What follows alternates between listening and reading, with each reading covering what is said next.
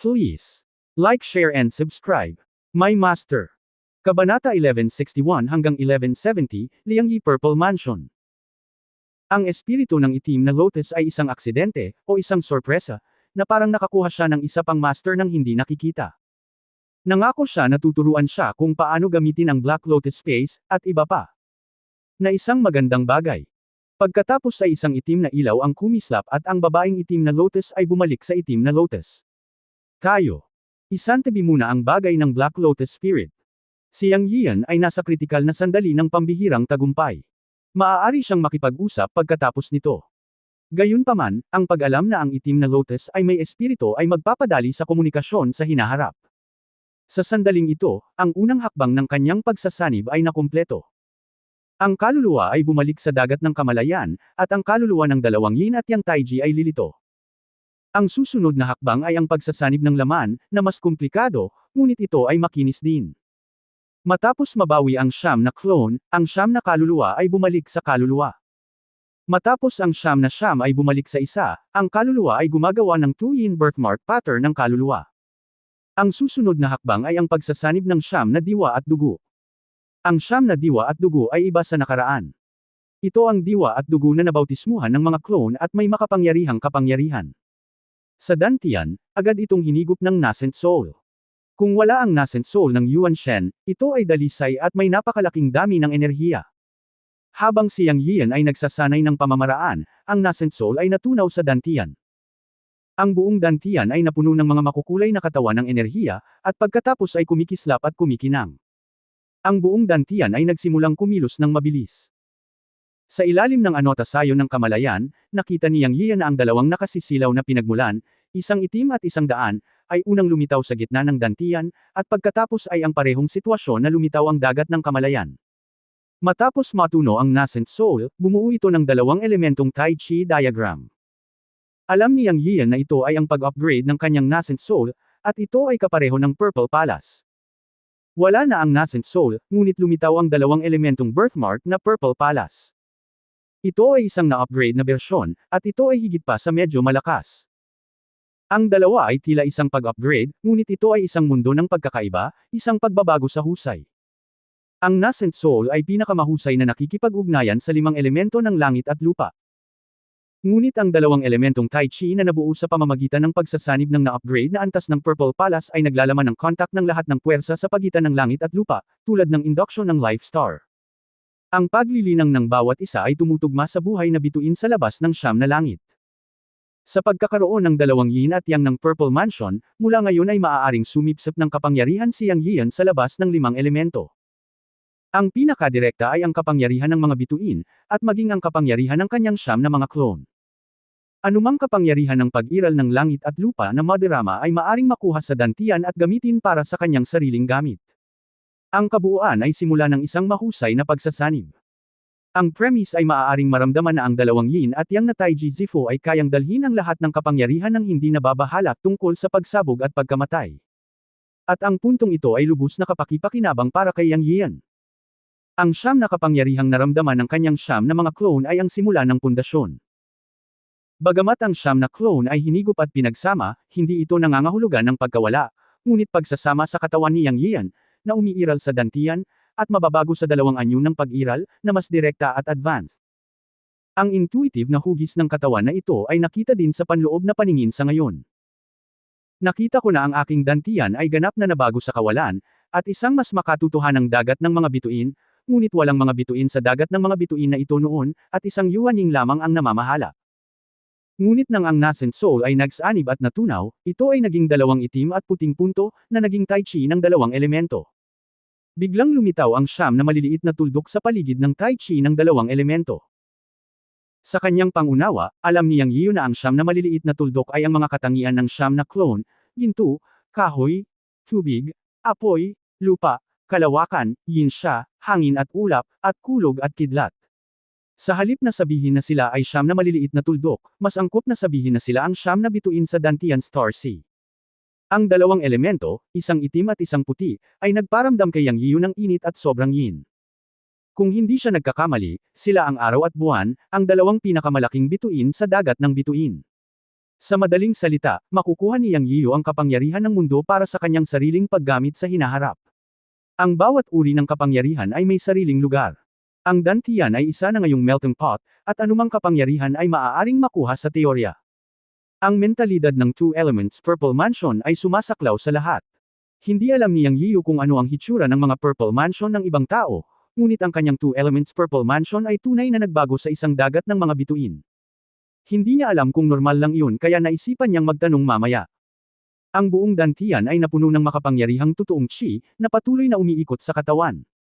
Sa bawat sirkulasyon ng katawan, bawat pulgada ng katawan ay naging malakas at matigas. Ang pakiramdam na ito ay nagparamdam kay Yang Yian. Ang buong katawan ay puno ng lakas, ngunit ang mga pagbabago sa Dantian ay nagpapatuloy at hindi pa ganap na nagpapatatag. Kung tutuusin, parang walang laman ang katawan. Ang totoong estado ng pagsasanib ay kapag ang lahat ng enerhiya sa Dantian ay pinatigas. Sa isang tiyak na sandali, malinaw na naramdaman ni Yang Yian ang nasusunog na sensasyon na pumasok sa katawan at direktang pumasok sa Dantian. Pagkatapos, ang isda ng yin yang sa tai chi ng dalawang yin at yang sa Dantian, na kumakatawan sa puting pinagmulan ng yang, ay biglang sumabog sa isang nakasisilaw na liwanag.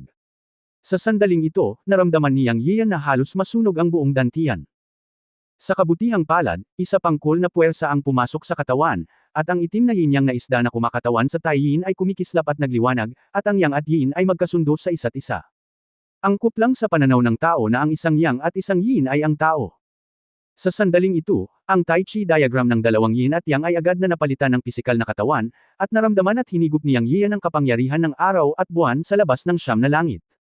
Pagkatapos ay ang kapangyarihan ng limang elemento ng ginto, kahoy, tubig, apoy at lupa ay pumasok sa Dantian at nagliliwanag sa limang maliliit na bituin sa paligid ng dalawang elementong purple na palasyo. Pagkatapos ay dumating ang apat na pangunahing puwersa ng kulog at kidlat, kalawakan, yin-sha, at hangin at ulap. Ang apat na bituin ay kumikinang na may liwanag at solido. Boom! Sa sandaling ito, ang Dantian ni Yang Yian ay umungal, ang kanyang buong katawan ay nanginginig sa loob at labas, at ang kanyang dagat ng kamalayan ay nanginig, at siya ay ganap na naabot ang estado ng pagsasanib. Ang cultivation realm ay nakarating na sa fusion state, na nagpapahiwatig na ang bawat pagsasanay sa hinaharap ay magpapalakas ng katawan at magpapalakas ng kaluluwa. Ang dalawa ay hindi na nakatali sa isa't isa, at ang paglaki ay magiging halata. Ang kaluluwa ay hindi kailangang manirahan sa nascent soul, at hindi apektado ng nascent soul. Maaari itong direktang maupo sa dagat ng kamalayan at mangibabaw. Kahit na ang pisikal na katawan ay nawasak, ang kaluluwa ay maaaring umiral ng nakapag-iisa. Siyempre, ito ay theoretically. Ang tunay na immortal na kaluluwa ay nangangailangan pa rin ng bautismo ng isang malaking makalangit na kapigatian. Matapos mawala ang nascent soul sa anyo ng tao, ito ay na-promote sa Purple Mansion, na-transform sa Tai Chi ng dalawang prinsipyo, at nag-enjoy sa Dantian Star Sea ng mag-isa. Napapaligiran ng mga bituin at pinangangalagaan ng siyam na kapangyarihan, ito ay magiging mas malakas kaysa kaunti. Hindi maihahambing ang dalawa. Higit sa lahat, ang dakilang pagsasanib ng kaharian ng pagsasanib at ang pagsipsip ng malaking kapangyarihan ay lahat para sa layunin ng paggawa ng matatag na pundasyon para sa dakilang makalangit na kapigatian. Huwag muna nating pag-usapan ito sa ngayon. Matapos ang pambihirang tagumpay, tumingin si Yang Yian sa loob at nakita na parang dagat ng mga bituin ang Dantian, isang mundo ng mga bituin. Ang kaibahan ay kung ikukumpara sa totoong dagat ng mga bituin, mas kaunti ang mga bituin sa Dantian. Gayunpaman, lubos na naramdaman ni Yang Yian na ang kapangyarihan sa kanyang katawan ay umabot sa isang nakakatakot na antas. Ito ay mas malakas kaysa sa Divine Realm ng maraming beses, 10 beses o 100 beses o higit pa. Si Yang Yian mismo ay hindi masabi ng malinaw. Anyway, naglakas loob siyang labanan si Lu Haitang ngayon. Ito ang kumpiyansang hatid ng malakas na kapangyarihan pagkatapos ng pambihirang tagumpay, na syempre ay hindi maihahambing sa Crossing Tribulation o Mahayana. Hindi maisip ni Yang Yian kung anong antas ang kapangyarihan ng Crossing Tribulation at Mahayana. Puno siya ng mga inaasahan para dito. Naniniwala siya na balang araw, makapasok siya sa kaharian ng Transcendence, Mahayana, o kahit sa isang mas mataas na larangan ng paglilinang. Nang matapos ang cultivation, binuksan ni Yang Yiu ang kanyang mga mata. Si Lu Haitang, na saglit na nakatitig kay Yang Yiu, ay nakakita ng dalawang maliwanag na bituin, isang itim at isang puti, sa mga mata ni Yang Yiu, ngunit ang mga ito ay isang iglap lamang sa kawali. Alam niyang hindi siya nagkakamali. Matapos makapasok ang batang ito sa Fusion Realm, isang kakaibang aura ang lumitaw sa buong katawan niya. Hindi masabi ni Lu Haitang kung ano iyon, ngunit naramdaman na lang niya na napakalakas nito, higit pa sa anumang Fusion Realm Cultivator na nakita niya. Napakalakas ni Lu Haitang kaya na-curious siya at hindi niya maiwasang magtanong kay Yang Yio, "Bata, anong uri ng Zifo ang naabot mo?" Natigilan si Yang Yio nang marinig niya ang tanong ni Lu Haitang, at pagkatapos ay ngumiti at sinabing, "Ate, anong uri ng Zifo ang nakamit mo?" Ang Zifo ni Sister ay ang Pluto Fate Star, hindi isang ordinaryong Zifo Mansion. Karamihan sa mga estado ng Zifo na higit sa Zifo Mansion ay nasa estado ng Fate Star, tulad ng Tanlang, Pojan, Ziwei, at iba pa. Ang bawat Fate Star ay may sariling anyo ng ebolusyon. Kapag hindi ginagamit, ito ay nasa Star State. Kapag ipinatawag, ang Yuan Shen ay maaaring maging isang estatwa, tulad ng Pluto ng kapatid na babae. Hindi nagalit si Lu Haitang dahil sa tanong ni Yang Yio, ngunit bukas palad siyang nagpaliwanag kay Yang Yio, dahil nakikita niya na hindi naiintindihan ni Yang Yio ang ilang aspeto ng cultivation, tulad ng walang lumitaw na estatwa pagkatapos ng kanyang pagsasanib ngayon, dahil hindi niya alam kung paano ipatawag ang rebulto. Kaya habang nagsasalita, ipinakita ni Lu Haitang ang kanyang rebulto. At nanlaki ang mga mata ni Yang Yio. Kabanata 1162, Destiny Star Statue. Nakita ni Yang Yian na malakas ang espiritu ni Lu Haitang, at pagkatapos ay lumitaw ang isang mabituing kalangitan sa likuran niya. Pagkatapos ay lumitaw ang isang bituin sa dagat ng mga bituin, at lumitaw ang anyo ng isang babae sa mga bituin. Hindi niya makita ang buo niyang anyo, malabo ang mukha, at nakasuot siya ng simple at eleganteng damit na may pattern sa kabuuan nito. Para kay Yang Yian, pakiramdam niya ay isang Diyos, na may espiritu at aura na nagmumula sa kanya, na ginagawang gustong sambahin siya ng mga tao. Malinaw na isa itong multo sa paningin, ngunit nagbigay ito kay Yang Yian ng realidad. Alam niyang ang nakasisilaw na bituin sa dagat ng mga bituin ay ang Destiny Star ni Lu Haitang, at ang blur na babae sa bituin ay ang rebeltong binanggit niya, ang estatwa ng Destiny Star. Ang ikinagulat ni Yang Yian ay sa dagat ng mga bituin ni Lu Haitang, mayroon lamang isang bituin, na ganap na naiiba sa kanya. Ang kanyang dagat ng mga bituin ay may dalawang pangunahing bituin at siyam na pantulong na bituin. Ngunit walang lumitaw na rebulto ng Destiny Star. Sa oras na ito, naunawaan din ni Yang Yian na sinadyang tinuturuan siya ni Lu Haitang. Agad siyang nahiya at nagpapasalamat, at nagtanong, paano ko tatawagan ang rebulto upang lumitaw? Ang pagpapatawag ng rebulto ay isang likas na hilig. Kung mayroong isang pangunahing bituin sa iyong dantian, maaari mong ipatawag ang pagkakaroon ng buhay na bituin ng rebulto sa pamamagitan ng paglubog ng iyong isip sa pangunahing bituin. Dahan-daang sabi ni Lu Haitang. Pagkatapos makinig, medyo nalito si Yang Yian. Sa pagsasalita tungkol sa pangunahing bituin, nakita niya na si Lu Haitang ay mayroon lamang isang pangunahing bituin, ngunit mayroon siyang dalawang pangunahing bituin. Ito ang nagparamdam sa kanya ng mali. Iniisip niya kung ang iba ay mayroon ding dalawang pangunahing bituin. Ang pangunahing bituin ay ang bituin din ng buhay. Ipinatawag ng Life Star ang Life Star Statue. Sa ganitong paraan, hindi ba niya magagawang magpatawag ng dalawang Life Star Statues? Ito ba ay mabuti o masama? Alam ni Yang Yian na hindi naman isang masamang bagay ang magkaroon ng mas maraming aspeto ng paraan ng paglilinang. Sa oras na ito, sinabi ni Lu Haitang, maaari mo bang ibuka ang iyong Xinghai Zifo at tingnan? Naramdaman niya ang kakaiba sa mukha ni Yang Yian at hiniling niyang ibuka ang Xinghai Life Star. Tumanggo si Yang Yian nang marinig niya ito. Kung wala ang matanda, bihira ang makatagpo ng isang mahusay na master tulad ni Lu Haitang para sa gabay at payo. Agad na gumalaw ang kanyang isipan, at ang lilang mansyon ng dagat ng mga bituin ay lumitaw sa kumikislap na liwanag sa kanyang likuran. Ito pa rin ang eksena sa dantian, ngunit ipinakita ito sa pamamagitan ng kapangyarihan ng kaluluwa. Dalawa. Mga bituin, isang itim at isang puti, nagradiated ng liwanag at umiikot sa tuyin at yang tai chi, na napapalibutan ng siyam na pantulong na bituin. Mayroon akong dalawang bituin sa buhay, magiging problema ba ito? Tanong ni Yang Yian kay Lu Haitang. Matapos itanong ito, tumingin siya kay Lu Haitang, ngunit nanlaki ang mga mata ni Lu Haitang at tumitig sa kanya, o sa halip, sa tanawin ng dagat ng mga bituin at purple na mansyon sa likuran niya. Nakita ni Yang Yian ang hindi kapanipaniwala sa mga mata ni Lu Haitang. Muli siyang nagtanong, Miss. Anong sabi mo? Bumalik sa katinuan si Lu Haitang. I mean, may mali ba sa Purple Mansion ko at dagat ng mga bituin? Muling sabi ni Yang Yian. Sa oras na ito, huminga ng malalim si Lu Haitang at sinabing, higit pa sa isang problema, ito ay isang hindi pa naririnig at hindi nakikitang Zifo Xinghai. Ang tono ni Lu Haitang ay puno ng pagkabigla at buntong hininga, na ikinatakot ni Yang Yio, at nagmadali siyang nagtanong, Little Sister, may mali ba sa practice ko? Pagkatapos ng lahat, si Yang Yio ay nagsasanay mag-isa sa karamihan ng mga kaso sa ngayon. Bagamat ang matanda ay nagturo sa kanya ng maraming pamana, na halos masasabing komprehensibo, ang kanyang sariling sitwasyon sa pagsasanay ay hindi, dahil ang paraan ng pagsasanay ay masasabing patuloy na nagbabago, at ang sitwasyon ng pagsasanay ng lahat ay halos iba. Lalo na si Yang Yiyo ay isang napaka-espesyal na pag-iral. Ang kung fu na ginagawa niya, ang Qiankun Zahuagang, ay kakaiba. Sa simula, mayroon siyang 5 elementong espiritual na ugat sa kanyang pangangatawan. Nang makamit niya ang gintong elixir, siya ay isang perpektong gintong elixir mula sa ugat.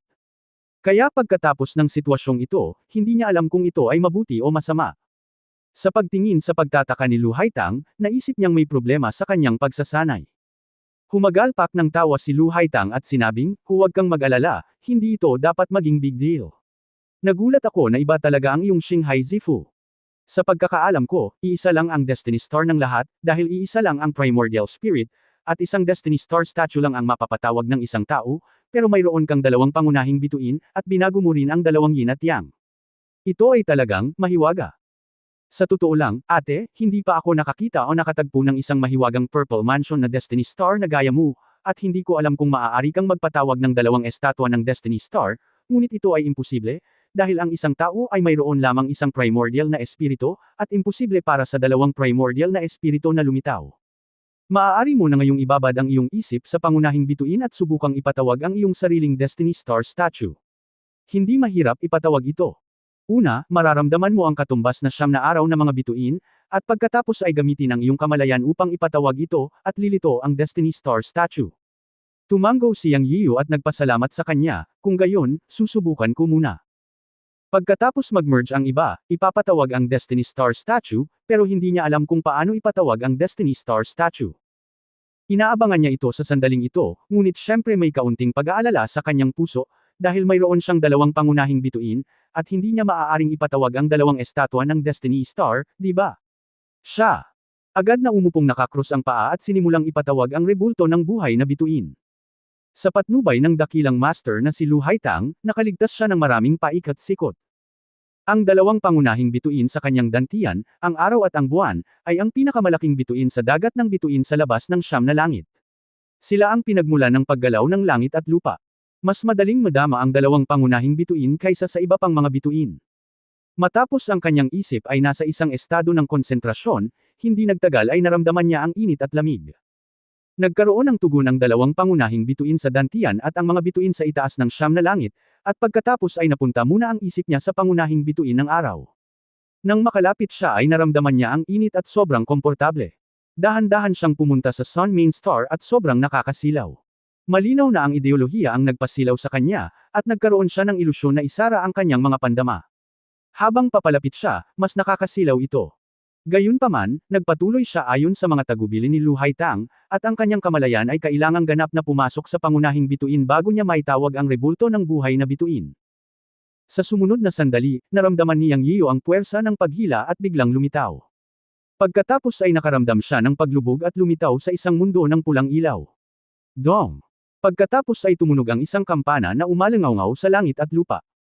Pagkatapos ay nakita ni Yang Yiyo ang isang sinaunang kampana sa kanyang harapan, na may mga ron na makapal na natatakpan, umaagos ng walang pag-aalinlangan.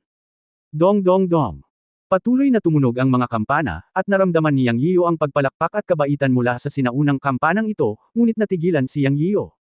Hindi ba't ang tala sa buhay ay nasa anyong tao? Paano? Ang bituin sa buhay ko ay isang malaking kampana. Ito, medyo nalitaw si Yang Yiyo. Sa isang mapait na ngiti, hinawakan ng kamalayan ni Yang Yiyo ang malaking kampana. Boom! Sa sandaling mahawakan ng kamalayan ang malaking kampana, nagkaroon ng dagandong, at agad na naramdaman ni Yang Yiyo ang dagat ng kamalayan Yuan Shen na yumanig, at ang Sun Life Star sa katawan ay kuminang ng maliwanag. Nakatanggap si Yang Yiyo ng impormasyon mula sa malaking kampana sa isang iglap. Dong Huang Bell. Ito ay isang piraso ng impormasyon na alam ni Yang Yiyo. Ang malaking kampana na ito ay Dong Huang Bell. Si Yang Yiyo ay ipinanganak sa Jiushou, at hindi siya pamilyar sa Dong Huang Bell. Sa mitolohiya ng Jiushou, ang Dong Huang Bell ay ang kayamanan ng sinaunang emperador na si Dong Huang Tai. Ito ay pinalaki mula sa araw at isa sa 10 sinaunang artifact. Ito ay talagang isang pambihirang kayamanan. Ngayon ay hindi inaasahan ni Yang Yiyan na ang Dong Huang Bell ay lumitaw sa kanyang Destiny Star, at tila mayroong isang Destiny Star statue. Siyempre, hindi maisip ni Yang Yiyan kung ang Dong Huang Bell ang kanyang Destiny Star statue. Anyway, Sa sandaling hinawakan niya ito, naramdaman ni Yang Yiyan na lumitaw ang Donghuang Bell sa ibabaw ng pangunahing bituin ng Taiyin sa kanyang dantian at dagat ng kamalayan. Tila isang sinaunang kampana ang lumitaw sa dalawang elementong purple na mansion. Sa sandaling ito, talagang hindi alam ni Yang Yiyan kung ano ang gagawin. Ang kailangan niya ay ang Destiny Star Statue.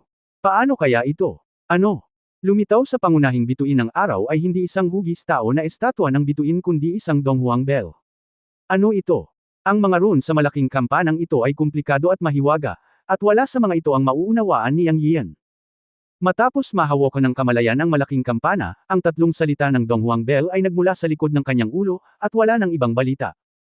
Matapos itong maramdaman sa mahabang panahon, hindi ito maisip ni Yang Yiyo, kaya kinailangan niyang lumabas sa Sun Star. Paglabas niya, nakita niya si Lu Haitang na nakatingin kay Yang Yiyo na parabang nakatingin siya sa isang halimaw at sinabing, "Ikaw. Ito ba ang iyong estatwa ng bituin sa buhay?" Mapait na ngumiti si Yang Yiyo at sinabing, "Gusto pa rin kitang tanungin." Pagkatapos pumasok sa isip ko ang pangunahing bituin, naramdaman ko ang malaking kampanang ito, ngunit walang hugis tao na estatwa gaya ng sinabi mo, ano ang nangyayari? Hindi rin alam ni Lu Haitang, hindi pa siya nakarinig o nakakita ng Life Star Statue na parang isang malaking kampana, talagang nakakapagpabukas ng mata. Huminga ng malalim, sinabi ni Lu Haitang, "Ang iyong Shanghai Zifu ay iba sa iba, maaaring iba ang iyong Life Star Statue, o ang iyong Life Star Statue ay nasa isa pang pangunahing bituin, maaari kang pumasok at tingnan." Naisip ito ni Yang Yiyo at totoo nga, mayroon din siyang itim na Taiyin Life Star, pagkatapos lumubog ang kanyang isip, pumunta siya sa pangunahing bituin ng Taiyin. May Donghuang Bell sa Sun Star, dapat may normal na Life Star Statue sa Taiyin Main Star, di ba? Kabanata 1163 makikipagtulungan ako sa iyo anuman ang sabihin mo. Matapos pumasok ang isip ni Yang Yiyan sa Taiyin Fate Star, bukod pa sa pakiramdam ng lamig, ang natitira ay walang hangganang kadiliman, at walang malinaw na nakikita. Ito ay medyo katulad ng pagkakaroon ng Black Lotus Space. Ngunit sa mga tuntunin ng pangunawa, ito ay mahalagang iba sa Black Lotus Space. Mahirap sabihin, ngunit hindi siya linlangan ng pangunawa. Lam-ingalinga si Yang Yiyan sa Taiyin Main Star at wala man lang nakita, lalo pa ang Fate Star God Statue. Hindi ko talaga alam kung ano ang nangyayari. Kahit na walang rebulto sa Sun Main Star, mayroong kahit isang malaking kampana, ngunit ako ay nalulumbay sa Taiyin Main Star. Hindi ko inaasahan na ito ay walang hangganang kadiliman. Nadama ni Yang Yiyan na hindi dapat. Isa rin itong pangunahing bituin. Hindi maaaring wala sa Taiyin Fate Star, tama ba? Sa pagdududa, hindi naniniwala si Yang Yiyan sa kasamaan at maingat na naramdaman ng Taiyin Main Star. Hindi ko alam kung gaano katagal bago siya tuluyang nakaramdam ng kakaiba. Naramdaman ko ang pagkakaroon ng isang Yin Sha Breath. Ang Yin Sha Breath na ito ay nagbigay kay Yang Yiyan ng pakiramdam na iba sa Yin Sha Breath na nakita niya noon, at ito ay dalisay sa isang napakakamanghamanghang antas. Siyempre, ito ay isang persepsyon lamang, hindi ang tunay na kapangyarihan ng Yin Sha. Kasunod ng Yin Sha Aura sa Taiyin Fate Star at pakiramdam ito ng mabuti, nalaman ni Yang Yiyan na ang lugar kung saan ang Yin Sha Aura ay ibinubuga ay talagang isang portal. Ito ay tulad ng isang portal na lumitaw mula sa manipis na hangin sa walang hangganang kadiliman, isang kakaibang kababalaghan. Hindi ito makita ng kamalayan ng isip, ngunit nararamdaman nito ang pagkakaroon ng isang portal. Paulit-ulit itong kinumpirma ni Yang Yiyo. Mayroon talagang ganoong portal sa gitna ng Taiyin Fate Star, isang circular portal. Isang pabilog na portal na ganap na isinama sa kadiliman. Matapos maramdaman ang portal, si Yang Yiyo ay nagpatuloy upang suriin at natagpuan ang mga rune sa portal na ito, ang parehong mga rune sa Donghuang Bell, ngunit hindi naintindihan ni Yang Yiyo ang kahulugan, dahil ang buong portal at ang mga rune dito ay itim at hindi makita sa lahat. Ito ay isang portal na hindi nakikita ng kamalayan ng isip. Nang hawakan ni Yang Yiyo ang portal, bigla siyang nakaramdam ng hininga na ikinatakot niya. Nakaramdam siya ng takot nitong hininga. Nais niyang itulak ang pintong ito, ngunit ang kanyang intuition ay nagsabi sa kanya na hindi niya ito mabubuksan, hindi bababa sa ngayon, at magkakaroon ng malaking problema pagkatapos buksan ito. Pagkatapos ng ilang pagtatangka, nagpigil pa rin si Yang Yiyan at hindi nang ahas na itulak ang portal na sumanib sa kadiliman ng Taiyin Mingxing. Hindi niya alam kung anong klaseng portal iyon. Isang mensahe lang ang maibibigay niya sa kanya na naglabas ito ng Yin Sha Aura, wala nang iba. Ang pinakamahalagang bagay ay ang portal na ito ay nagbigay sa kanya ng isang napakamapanganib na intuition. Hindi siya nang ahas na itulak ang portal na ito. Siya talagang hindi alam kung ano ang nasa likod ng portal na ito. O ano ang magiging kahihinatnan matapos itong itulak. Para sa hindi tiyak na mga bagay, naisip ito ni Yang Yiyan at nakalimutan ang tungkol dito. Dahil walang rebulto ng buhay na bituin, hindi niya dapat itulak ang portal na ito at mawala ng kontrol sa anumang bagay. Iyon ay isang pagkakamali. Anyway, it was his life star, kaya dahan-dahan niya itong pag-aaralan. Ang kinabukasan. Pagkatapos ay bumalik ang isip ni Yang Yian sa kanyang katawan, ngunit pagkabalik ng kanyang katawan, naramdaman niya kaagad ang hininga na naramdaman niya kay Tai Yin Mingxing sa Zifu Shenzang sa kanyang dagat ng kamalayan. Ang hiningang lumabas mula sa mahiwagang portal na iyon ay Yin Sha Aura, ngunit ito ay mas mataas kaysa sa Yin Sha Aura. Nagdulot ito ng kakaibang pakiramdam kay Yang Yian. Hindi pa rin siya makahabol, ngunit naramdaman niya itong Yin Sha Aura sa phantom scene sa buong katawan niya sa dagat ng kanyang kamalayan. Hindi ko moari, kaya hindi ko naiisipin pa. Hayaan mo na. Pagbukas ng kanyang mga mata, mabilis na nagtanong si Lu Haitang, hindi. Gustong sabihin ni Yang Yian kay Lu Haitang ang portal na naramdaman niya mula sa Tai Yin Fate Star, ngunit nilunok niya ito pabalik nang makarating siya sa kanyang labi at hindi sinabi. Kung tutuusin, hindi niya alam kung kailan ito magiging mabuti o masama, at mayroon na siyang Fate Star na sasabihin kay Lu Haitang, nakatumbas ng pagsasabi kay Lu Haitang ng kanyang trump card. Bagamat tila nagkaroon ng tiwala sa isa't isa ang dalawa, hindi sinabi ni Yang Yian sa kanya dahil sa karakter ni Lu Haitang na nagbabago ng kanyang mukha anumang oras. Umiling lang siya at sinabing, wala, hindi. Nagulat si Lu Haitang ngunit tumango siya pagkatapos na isipin iyon, normal lang iyon. Kung meron, dalawa ang kaluluwa mo, schizophrenia, abnormal yan. Ngayon ay tila bagaman mayroon kang dalawang pangunahing bituin, ang isang pangunahing bituin ay walang silbi, at ang iyong estatwa ng bituin sa buhay ay ang Donghuang Bell. Bagamat kakaiba, ito ay normal. Wala akong maibibigay na payo sa iyo kung para saan ang estatwa ng bituin sa buhay mo. Ikaw lang mismo ang makakatuklas nito. Nagtanong si Yang Yiyo, anong papel ang ginagampanan ng Life Star Statue? Maiintindihan mo ang Life Star Statue bilang talento ng kaluluwa. Sa pagpapala ng Life Star Statue, ang lakas ng pag-atake ng kaluluwa ay magiging mas malakas kaysa sa iyong maiisip. Bukod dito, ang estatwa ng bituin sa buhay ng bawat isa ay may sariling mahiwagang kapangyarihan. Ikaw mismo ang makakaranas nito sa oras na iyon. Naging matyaga si Lu Haitang kay Yang Yiyo at tinanong kung anuman ang itanong niya. Bihira lang siyang magseryoso. Pagkatapos noon, pagkatapos magtanong ng ilang katanungan si Yang Yiyo, sa wakas ay nagkaroon na siya ng malinaw na pag-unawa sa Dantian Zifu at sa Sea of Consciousness Soul Form sa fusion state. Sa pangkalahatan, pagkatapos ng mahusay na pagsasanib ng Fusion Realm, ang Nascent Soul ay nagkalat at nag-upgrade upang maging Purple Palace, habang ang Primordial Spirit ay nanirahan sa Sea of Consciousness at umiral ng nakapag-iisa. Ang dalawa ay pinagsama at pinaghiwalay, ngunit sila ay palaging konektado at pumasok sa isang bagong antas. Higit sa lahat, tama si Lu Haitang, at kailangan niyang dahan-daang maunawaan ito sa kanyang sarili. Halimbawa, ang hitsura ng estatwa ng buhay na bituin Donghuang Bell. Hindi ipinaliwanag ni Yang Yiyo ang pangalan ng Donghuang Bell kay Lu Haitang, at hindi binanggit ang portal sa pangunahing bituin ng Tai Yin.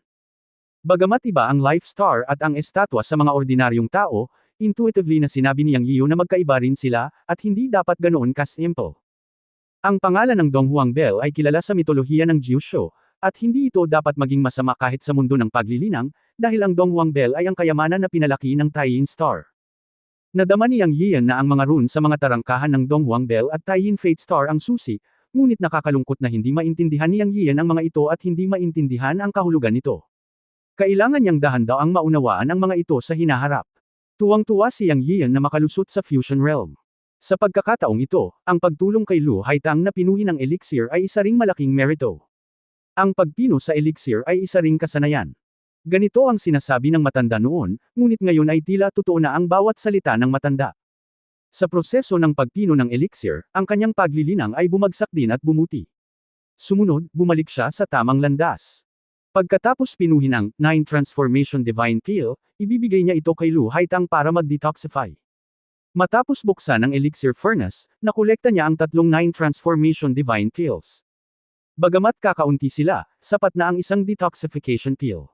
Matapos ibigay ang lahat ng tatlong 9 Transformation Divine Pills kay Lu Haitang, sinabi ni Yang Yian sa kanya, kumain ka ng isa. Gusto kong makita ang antas ng elixir sa iyong kaluluwa para ma-detoxify ka. Uminom si Lu Haitang ng tableta at tumingin sa paligid. Kapareho ito ng paglalarawan sa elixir recipe na nakuha niya. Ang pattern dito ay mas mataas sa grado.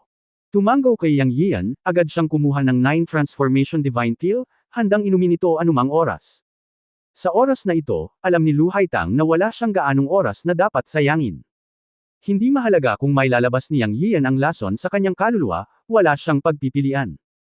Pareho silang naka-cross-leg, at sinimulang i-detoxify niyang Yian si Lu Haitang ayon sa paraan ng medical detoxification.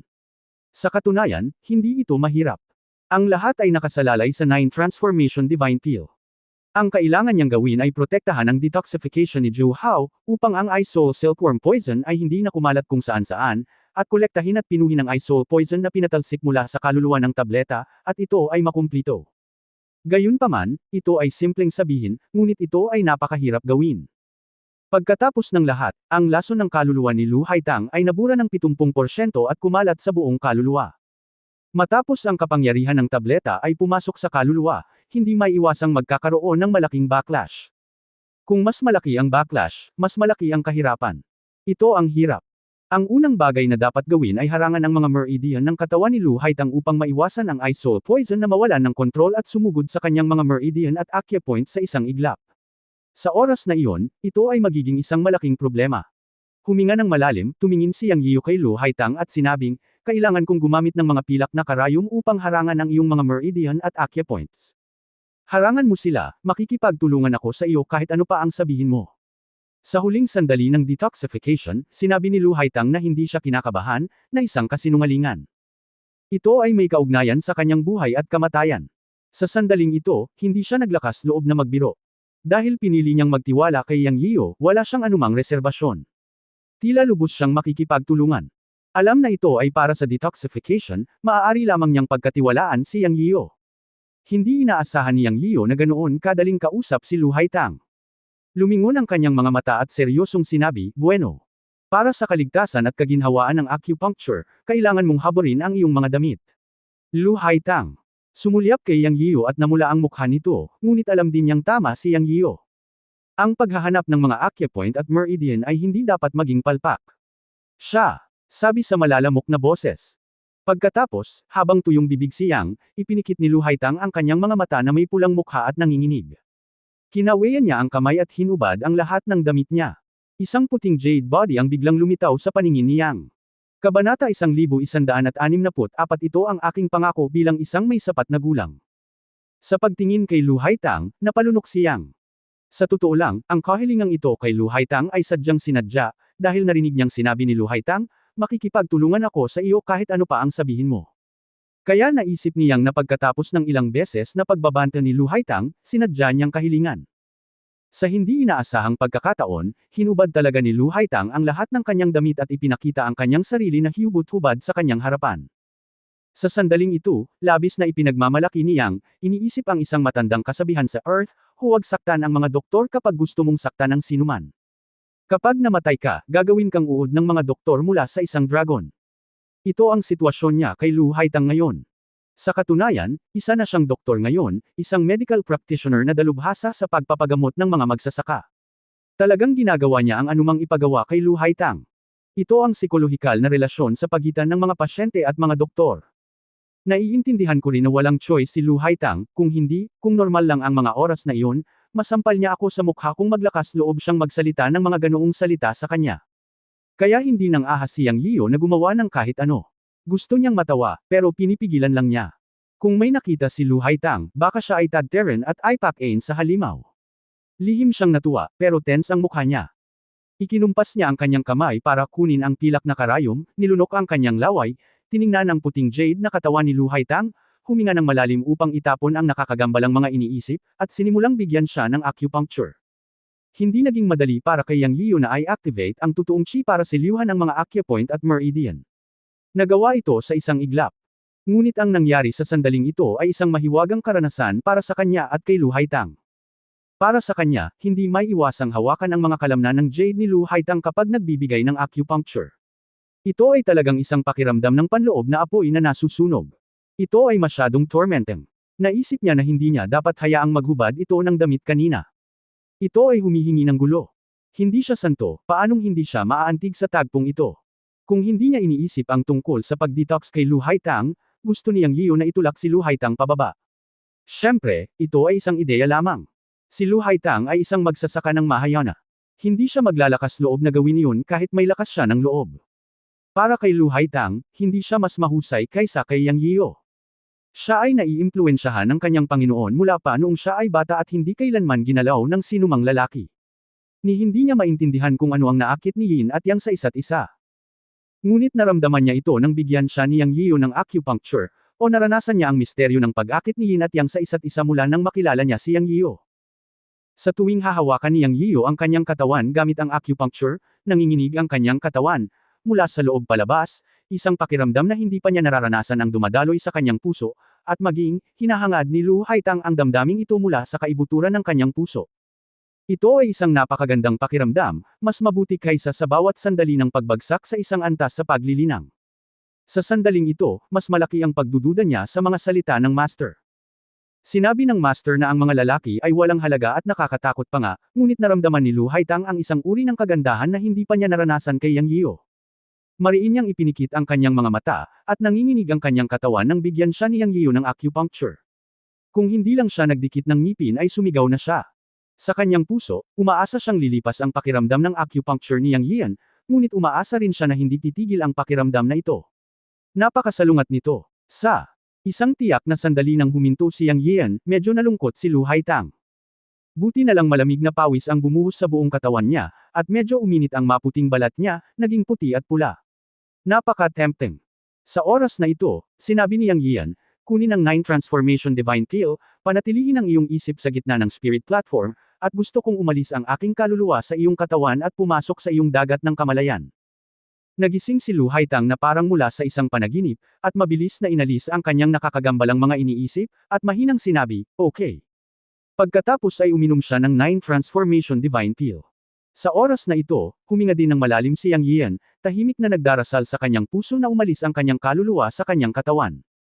Sa susunod na sandali, ang kanyang kaluluwa ay umalis sa kanyang katawan at pumasok sa mga kilay ni Lu Haitang, at dumiretso sa kanyang dagat ng kamalayan. Sa dagat ng kamalayan ni Lu Haitang, pumasok ang kaluluwa ni Yang Yian, kapareho pa rin ang huling pagpasok niya, isang mundong puno ng puting fog, at isang imahe ng tao na nililok ng yelo, iyon ay, kaluluwa ni Lu Haitang, ay nakatayo sa gitna ng dagat ng kamalayan. Pagkatapos ay lumipad ang siyam na batis ng liwanag. Alam ni Yang Yian na ito ang kapangyarihan ng 9 Transformation Divine Pill, dalisay at makapangyarihang kapangyarihan ng kaluluwa. Agad na sinabi ni Yang Yian sa kaluluwa ni Lu Haitang, iwaksi ang depensa ng iyong kaluluwa at hayaang makapasok ang kapangyarihan sa kaluluwa. Huwag kang mag-alala, nandito ako at walang mangyayari. Habang nagsasalita, ginamit ni Yang Yian ang soul power para mag-set up ng circular barrier 3 metro sa paligid ng kaluluwa ni Lu Haitang para maiwasan ang pagkalat ng Ice Soul Silkworm Poison sa kanyang kaluluwa. Got it, mahinang tugon ng kaluluwa ni Lu Haitang. Pagkatapos ay naglaho ang isang layer ng ice sculpture sa ibabaw ng kaluluwa ni Lu Haitang. Bitik. Ito ay orihinal na isang layer ng soul power, ngunit ito ay na-freeze sa yelo ng malamig na hangin ng Ice Soul Silkworm Poison. Ngayon ay naglaho na ito at nalaglag ang isang layer ng shell ng yelo. Sa sumunod na sandali, lumitaw ang isang hubad na katawan ng babae. Alam ni Yang Yian na ito ang kaluluwa ni Lu Haitang. Ngunit sa sandaling ito, ang kanyang kaluluwa ay makikita sa kanyang buong katawan na puno ng mga makukulay na batik, na siyang Ice Soul Silkworm Poison. Ang kailangang gawin ngayon ay alisin ang mga lason na ito sa ilalim ng kapangyarihan ng 9 Transformation Divine Pill. Ano? Ang kailangang gawin ni Yang Yian ay patatagin ang backlash ng Ice Soul Silkworm Poison pagkatapos nitong makatagpo ng kapangyarihan ng pill. 70% ng lason ay sumalakay sa Yuan Shen. Ito ay pinalusog sa libu-libong taon at napakalason. Hindi niya alam kung kakayanin ng kapangyarihan ng tableta ang backlash ng lason. Kung makatiis ito, mabuti. Kung hindi ito makatiis, ito na ang panahon para lumaban siya. Ito rin ang sinabi ni Yang Yiu kay Lu Haitang, 50% sure, halata sa sarili ang panganib, pero hindi sinabi ni Yang Yiu kay Lu Haitang, syempre alam niyang ito ang pangako niya kay Lu Haitang. Tinulungan siya ni Lu Haitang sa mga gawain ng pamilya Li, kaya sa kabaligtaran, tutulungan niya si Lu Haitang kahit ipagsapalaran niya ang kanyang buhay.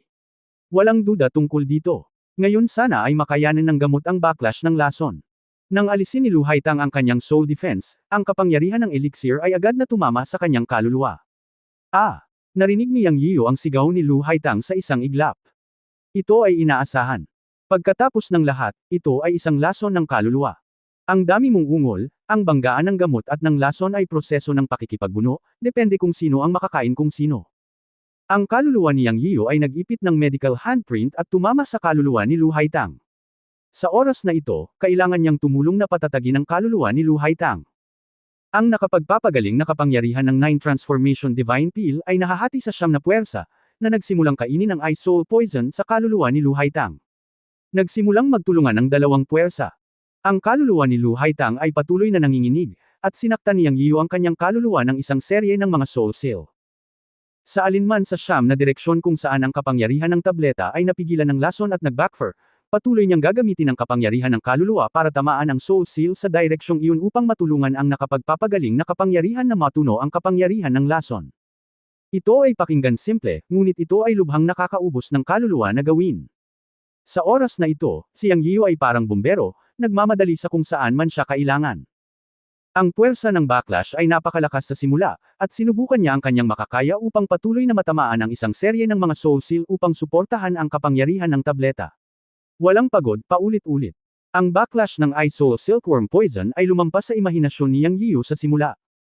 Akala niya noong una ay 50% sure siya, pero ngayon ay wala pang 30% sure.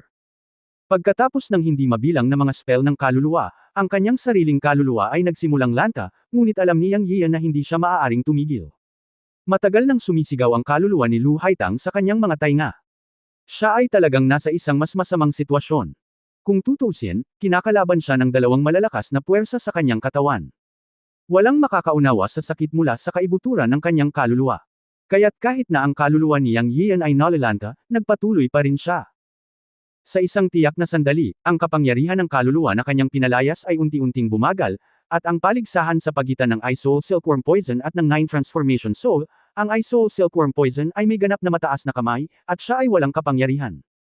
Naramdaman ng sariling kaluluwa ni Yang Yiyan na malapit na itong maubusan ng gasolina. Tungkol naman sa kaluluwa ni Lu Haitang, siya ay sumisigaw ng hysterically. Sa huli, hindi man lang siya makasigaw ng ilang beses.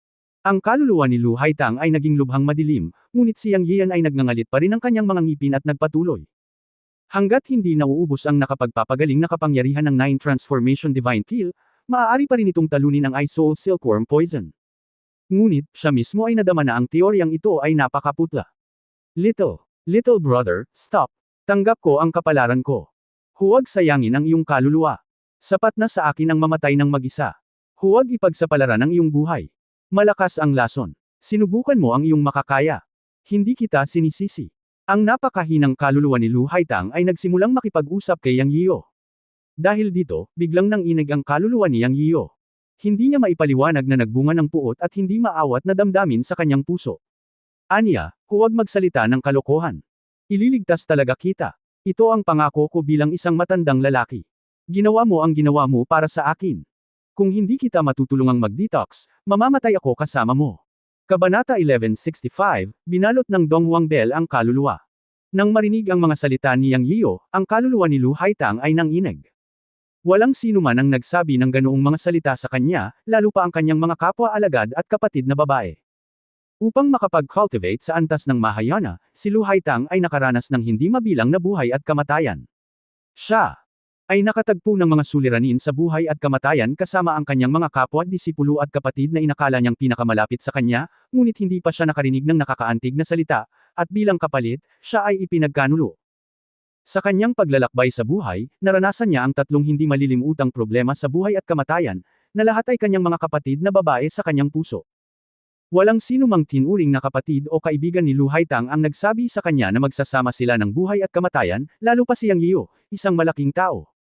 Kaya pagkatapos ng ilang pagtataksil, naging paiba-iba ang personalidad ni Lu Haitang at hindi na siya nagtitiwala sa sinuman.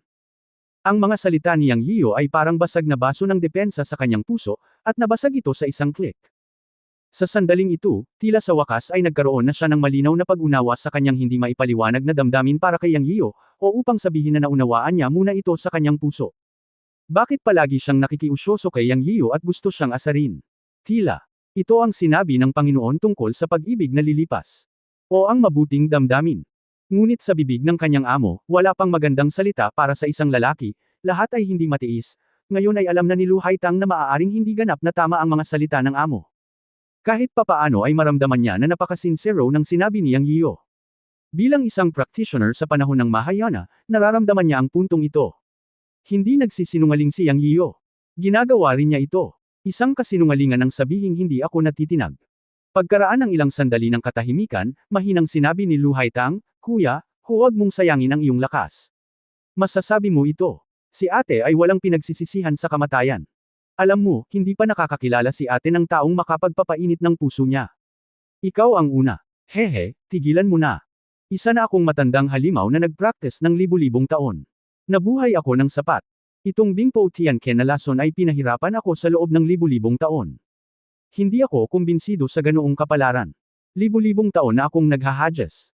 Sa katunayan, maraming tao ang hindi naiintindihan ang kanilang sinabi. Hindi ko kailanman tinanggap ang aking kapalaran. Ngayon parang gusto talaga ng Diyos ang buhay ko, yun lang." Ang boses ni Lu Haitang ay hamina at hamina, ngunit si Yang Yiyo ay lubhang nababalisa. Nangako siya kay Lu Haitang na gagawin niya ito, ngunit polala ng polala ang sitwasyon. Ang ice poison ay nasa bingit ng pagkawala ng kontrol, at ang kanyang sariling espiritual na kapangyarihan ay naubos na. Ngayon, nang marinig ang mga salita ni Lu Haitang na sumuko bago siya mamatay, hindi niya inaasahan na isasaalang-alang siya nito. Bilang isang babae at isang Mahayana cultivator, si Yang Yiyo ay nakaramdam ng higit na pagkabalisa. Kung si Lu Haitang ay namatay ngayon, siya ay hindi mapalagay sa natitirang bahagi ng kanyang buhay, pagkatapos ng lahat, hindi niya natupad ang kanyang pangako sa kanya. Hindi kita hinayaang mamatay, kaya hindi ka makukuha ng hari ng impyerno. Hindi ako naniniwala na hindi ko kayang patayin ang lason. Patayin mo yan para sa akin. Umuungal si Yang Yiyo, at sa lakas ng kanyang kaluluwa, huminga siya at binansagan ang madilim na kaluluwa ni Lu Haitang. Lumaban din siya ng husto. Si Yang ay isa ring matigas ang ulo. Siya ay determinado at hindi maaaring hilahin pabalik ng 10 baka. Sinubukan niya ang kanyang makakaya na gamitin ang kanyang kapangyarihan sa kaluluwa para mag-spell para sugpuin ang Ice Soul Silkworm Poison ng Yuan Shen ni Lu Haitang, ngunit nalaman niyang minimal lang ang epekto nito. Walang paraan para pigilan ang lumalakas na Ice Soul Poison. Fuck, hindi ako naniniwala. Nagmumura, nagpa siya si Yang Yian at biglang ipinatong ang kanyang mga kamay sa Yuan Shen ni Lu Haitang, hinihimok ang kanyang kaluluwa, ngunit gumawa siya ng matapang na desisyon. Sa susunod na sandali, sinimulan niyang i-absorb ang lason ng Yuan Shen ni Lu Haitang, hinihigop ang Ice Soul Poison ng Yuan Shen ni Lu Haitang sa sarili niyang Yuan Shen. Ito ay hindi na isang tanong ng katapangan, ngunit isang tanong ng sakit sa utak. Ngunit, ito lang ang naiisip niyang paraan, at tila ito ang pinakamabisa. Ang paggawa nito ay talagang makapagliligtas kay Lu Haitang. Sa kanyang palagay, ito rin ay katuparan ng kanyang pangako. Direktang sumipsip ng Ice Soul Silkworm Poison ng Yuan Shen ni Lu Haitang at ilipat ito sa sarili niyang Yuan Shen. Sa ganitong paraan, tiyak na maliligtas si Lu Haitang, ngunit hindi alam ni Yang Yian kung ano ang mangyayari kapag naabot ng Ice Soul Poison ang kanyang sariling Yuan Shen. Ngunit tiyak na hindi ito magtatapos ng maayos. Kahit na ang isang mahusay na master ng yugto ng Mahayana ay pinahirapan hanggang mamatay sa pamamagitan ng lason na ito, hindi banggitin na siya ay isa lamang magsasaka na kakapasok lang sa fusion realm. Gayunpaman, hindi gaanong inisip ni Yang Yiyo ang tungkol dito, o sa halip, pinag-isipan niya ito, ngunit sadyang hindi ito pinag-isipan ng malalim. Sinabi niya na kung hindi niya iligtas si Lu Haitang, mamamatay siya kasama si Lu Haitang, kaya't may pakialam pa ba siya sa kanyang sarili. Kaya naman naging napakalalaki ni Yang, para lang matupad ang pangako niya kay Lu Haitang. Tinupad niya ang kanyang salita at tinupad muna niya ang kanyang pangako sa iba. Hindi niya masyadong inisip ang iba, bagay iyon sa kinabukasan. Yang Yiyo, ikaw. Ano? Biglang nalaman ni Lu Haitang na ang sakit ng kanyang kaluluwa ay nabawasan, at sa susunod na sandali ay nalaman niya na ang Ice Soul Silkworm Poison ng kanyang kaluluwa ay talagang hinihigop ni Yang Yiyo sa kanyang sariling kaluluwa. Tumigil ka. Mamamatay ka, hindi ko mapaglabanan ang lason, huwag kang magpakitang gilas, itigil mo ito dali. Sigaw ni Lu Haitang. Huwag kang sumigaw, huli na, hindi ko na mapigilan, kailangan kong gawin ang sinabi ko. Tumugon si Yang Yiyo kay Lu Haitang, at pagkatapos ay hindi siya pinansin, na nakatuon sa paglilipat ng Ice Soul Poison mula sa katawan ni Lu Haitang. Sa pagkakataong ito, hindi na talaga siya makapagpigil. Ang Ice Soul Silkworm Poison sa pagsasanay ng pamamaraan ay umabot sa kanyang kaluluwa. Ang sakit sa kaibuturan ng kanyang kaluluwa ay hindi niya magawang sumigaw kahit gusto niya. Ang sakit ay hindi na ang punto. Ang tanging natitira ay lakas ng loob. Ang ginawa ay hindi isang bagay na maaaring itigil dahil lamang sa gusto niya. Ang tanga mo. Sinabi ni Lu Haitang ang 2 o 3 salita sa nanginginig na boses. Umiiyak ang kanyang kaluluwa. Iyon ang unang beses na umiyak siya. Sa labas, ang pisikal na katawan ni Lu Haitang, na may 2 linya ng malinaw na luhang umaagos mula sa kanyang nakapikit na mga mata. Gayunpaman, isang layer ng ice mist ang nabuo sa katawan ni Yang Yian sa sandaling ito. Ito ang malamig na katangian ng Ice Soul Silkworm Poison. Ang kanyang buong mukha ay naging asul-itim. Kung titingnang mabuti, makikita mo na may mga bughaw na spot na kumikislap sa kanyang mukha. Ito ang katangian ng totoong Ice Soul Silkworm Poison. Ang lason ay tumagos ng malalim sa kaluluwa at nakakaapekto sa katawan.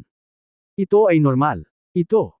Ipinapakita rin ang dominanteng kapangyarihan ng Ice Soul Silkworm Poison. Sa dagat ng kamalayan ni Lu Haitang, ginamit ni Yang Yian ang kanyang paghahangad para tuluyang masipsip ang Ice Soul Silkworm Poison ng kaluluwa ni Lu Haitang at ilipat ito sa kanyang sariling kaluluwa. Sa oras na ito, ang kanyang kaluluwa. Matapos masipsip ang huling bakas ng Ice Soul Poison mula sa kaluluwa ni Lu Haitang, sa wakas ay pinakawalan ni Yang Yian ang kanyang paghahangad at hindi napigil ang magpakawala ng malalim na dagandong. Ang buong proseso ng pagsipsip at paglipat ay talagang napakabilis. Tiniis niya ang sakit na lampas sa limitasyon ng tibay ng kanyang kaluluwa, ngunit upang matagumpay na masipsip ang Ice Soul Silkworm Poison ng kaluluwa ni Lu Haitang, nagpatuloy siya. Ngunit nang matapos ito, niluwagan niya ang kanyang isipan, nagpakawala ng mahabang alulong, at agad na nawalan ng malay. Agad na umalis ang kanyang kaluluwa sa katawan ni Lu Haitang at bumalik sa dagat ng kamalayan ng kanyang sariling katawan. Si Yang Yiu ay ganap na nalason, at ang lason ay nagpalusog sa kaluluwa ni Lu Haitang sa loob ng libu-libong taon. Bilang karagdagan, ang 9 Transformation Divine Pill ay pinigilan ang lason at nabackfire ng lason. Nanganganib niyang ilipat ang lahat ng iyon sa sarili niyang kaluluwa. Naligtas si Lu Haitang, ngunit napahamak siya. Ang kanyang kaluluwa ay magiging backfired ng Ice Soul Silkworm Poison. Matapos bumalik sa kanyang sariling dagat ng kamalayan, ang kamalayan ni Yang Yiu ay lumabo, at ang kanyang kaluluwa ay lumutang sa dagat ng kamalayan. Lumitaw ang anino ng Tuyin at Yang Taiji diagram, at lumitaw ang itim na lotus. Ang kaluluwa ni Yang Yiu ay nakahiga sa itim na lotus, nagdurusa ng matinding sakit.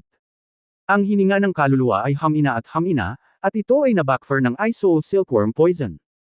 Sa oras na ito, iminulat ni Lu Haitang ang kanyang mga mata, tumulo ang mga luha sa kanyang mga mata, nakatingin kay Yang Yiu na nakaupong naka-cross-legged sa kanyang harapan, at hindi na niya maramdaman ang sigla. Sa sandaling ito, ang mga mata ni Lu Haitang ay duguan, at sinabi niya sa kanyang sarili, "Guro, nakita mo ba iyon? Hindi lahat ng lalaki ay walang awa. Siya, ay mapagmahal." Sa pangunawa ni Lu Haitang, si Yang Yiu ay patay na.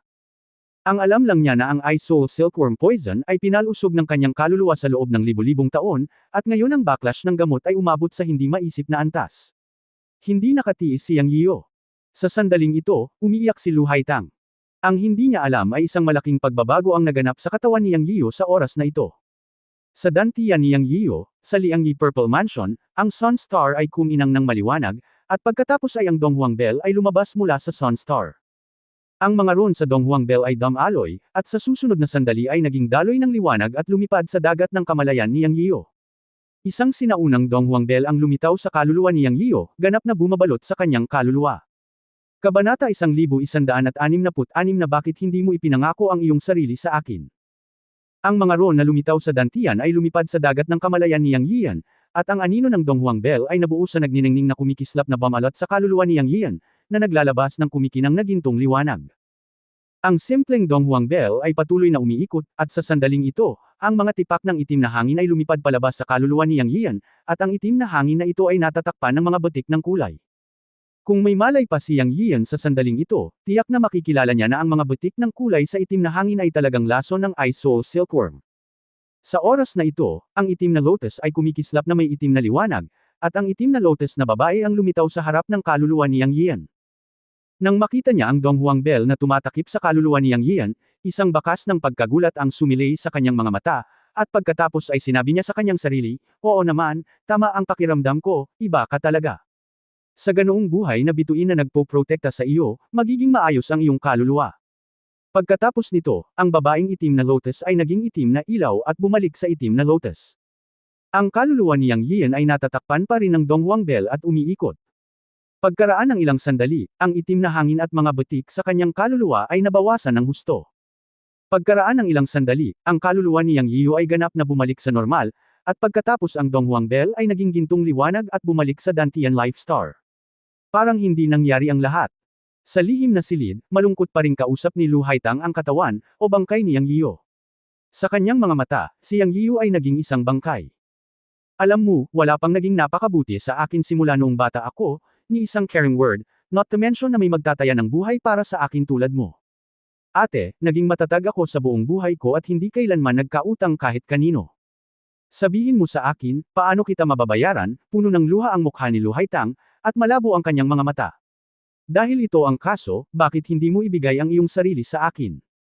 Nang matapos magsalita si Lu Haitang, isang mapanuksong boses na may ngiti ang narinig sa kanyang mga tainga. Biglang natakot si Lu Haitang. Luhaan siyang tumingala at nakitang iminulat ni Yang Yiyo ang kanyang mga mata at tumingin sa kanya ng nakangiti. Ang Ice Skin Silkworm Poison ng Yuan Shen ni Yang Yiyan ay natunaw ng Dong Huang Bell o ang kapangyarihan ng Dong Huang Bell, at natural siyang nagkamalay at nagising. Matapos magkamalay ang Yuan Shen, natural na alam ni Yang Yiyan na ang Dong Huang Bell in the Sun Fate Star ang lumabas upang pinuhin ang Ice Soul Poison. Ngayon lang niya nalaman na ang kanyang Fate Star statue na si Dong Huang Bell ay talagang may ganoong kakayahan upang pinuhin ang lason ng kaluluwa. Ito ay lampas sa kanyang inaasahan. Noong una ay inakala niya na ang estatwa ng Dong Huang sa Sun Fate Star ay isang dekorasyon lamang, ngunit hindi niya inaasahan na mayroon itong mga mahiwagang kapangyarihan. Alam na ngayon ni Yang Yiyan na ang Dong Huang Bell ay may pagkakaroon ng mahiwagang kapangyarihan ng rebulto. Ngayon, maaari nitong pinuhin ang Ice Soul Poison ng kanyang Yuan Shen, na siyang pinakamagandang halimbawa. Ngayon, siya ay impulsive. Upang mailigtas si Lu Haitang, inilipat niya ang Ice Soul Silkworm Poison kay Lu Haitang sa kanyang Yuan Shen sa huling minuto. Ito ay katulad din ng kahulugan ng pagmamadali sa tuktok para sa kagandahan. Handa siyang lamunin ng Ice Soul Poison. Ngayong muli siyang nabubuhay, takot na takot din si Yang. Pero kung makakapili siya ulit, gagawin pa rin niya. To put it bluntly, it was because he was too chauvinistic. Nangako rin siya kay Lu Haitang na tutulungan siya, ngunit hindi niya inaasahan na hindi ito kayang pigilan ng Ice Soul Silkworm Poison 9 transformation pills. Ito ay talagang walang utak, ngunit si Yang Yiyo ay hindi talaga impulsive, ngunit siya ay nakablock sa kanyang puso. Siya ay isang lalaki na may trump card. Otherwise, how dare he really joke with his own life? Sinubukan niyang iligtas si Lu Haitang, halos maubos ang kapangyarihan ng kanyang kaluluwa. Kahit na hindi niya ito mailigtas sa huli, maaari talaga siyang magkaroon ng malinis na konsensya pagkatapos niyang subukan ang kanyang makakaya. Ang susi ay talagang ayaw niyang sumuko. Matapos magyabang at hindi gawin, nakaramdam siya ng mali sa kanyang puso. Kaya kumuha siya ng sugal. Ang pagtaya na ang kanyang trump card ay hindi hahayaang mamatay siya. Sa mahigpit na pagsasalita, mayroon siyang tatlong nakakaligtas na trump card. Ang una ay natural na ang kanyang master na si Yun Changxi. Bagamat nakatulog muli ang matanda pagkatapos ng labanan sa Tianyuan sect, naniniwala si Yang Yiyo na kung talagang aabot siya sa kritikal na sandali ng buhay at kamatayan, tiyak na majay gising ang matanda. Pangalawa, ang Chen Kunpot ay ang kanyang pinakamalaking misteryosong trumpo. Bagamat hindi pa rin niya maisip kung ano ang Chen Kunpot, alam ni Yang Yiyo na ang Chen Kunpot ay maaaring sumanib sa kanya, at ang dalawa ay dapat magkaroon ng iisang tadhana. Hindi siya papansinin ng Chen Kunpot noong siya ay nasa buhay at kamatayan. Pangatlo, ang bagong buhay na Black Lotus ay espiritual, at ito ay pansamantalang nasa isang sitwasyon kung saan si Yang Yiyo ay uunlad at magdurusa ng magkasama. Kinailangan ni Black Lotus na umasa sa espesyal na pangangatawan ni Yang Yiyo para maging malakas o para maibalik ang kanyang memorya ng Black Lotus, at iba pa. Hindi hahayaan ng Black Lotus na mamatay siya. Pinatunayan ng mga katotohanan na siya ay gumawa ng tamang taya. Hindi lang niya inaasahan na ang buhay star statue na si Dong Huangzong ang lumabas para iligtas siya. Nang iligtas siya ni Dong Huangzong, bagamat malabo ang kanyang kamalayan, matalas ang kanyang kaluluwa kung tutuusin, at naramdaman niya ang detoxification ni Dong Huangzong. Kahit nasa hindi malinaw na paraan, narinig ni Yang Yiyo ang babaeng Black Lotus na lumitaw at kinakausap ang sarili, na halos nangangahulugang mailigtas niya ito. Ang tatlong nakakaligtas na trump card sa kamay, si Yang Yiyo ay nang-ahas na sumugal, at siya ay gumawa ng tamang taya. Hindi naman sa wala siyang utak. Matapos magkamalay, narinig niya ang pag-ungol ni Lu Haitang, at napagtanto niyang nalulungkot siya para sa kanya. Sincere naman ang sinabi niya. Palihim niyang sinabi, hindi itinaya ng aking kapatid ang kanyang buhay para sa iyo ng walang kabuluhan. Sulit naman ito. Pagkatapos ay sinabi nitong may pabirong tono na ipapangako niya ang kanyang pagmamahal sa kanya. Napatulala si Lu Haitang kay Yang Yiyo. Pagkatapos mag-react, tumulo ang luha sa mga mata niya. Hindi niya napigil ang yakapin si Yang Yiyo. Napuno ng pagtataka ang puso niya. Handa si ate na gawin ang lahat para sa iyo. Nakayakap kay Yang Yiyo, bamulong si Lu Haitang sa kanyang tainga. Sa kanyang puso, handa si Yang Yiyan na ipagsapalaran ang kanyang buhay para sa kanya. Ang swerte ng isang babae na nakatagpo ng lalaking handang mamatay para sa kanya sa buhay niya.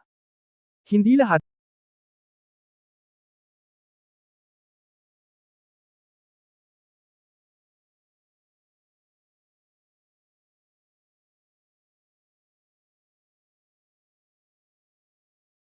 Handa si Yang Yian na ipagsapalaran ang kanyang buhay para sa kanya.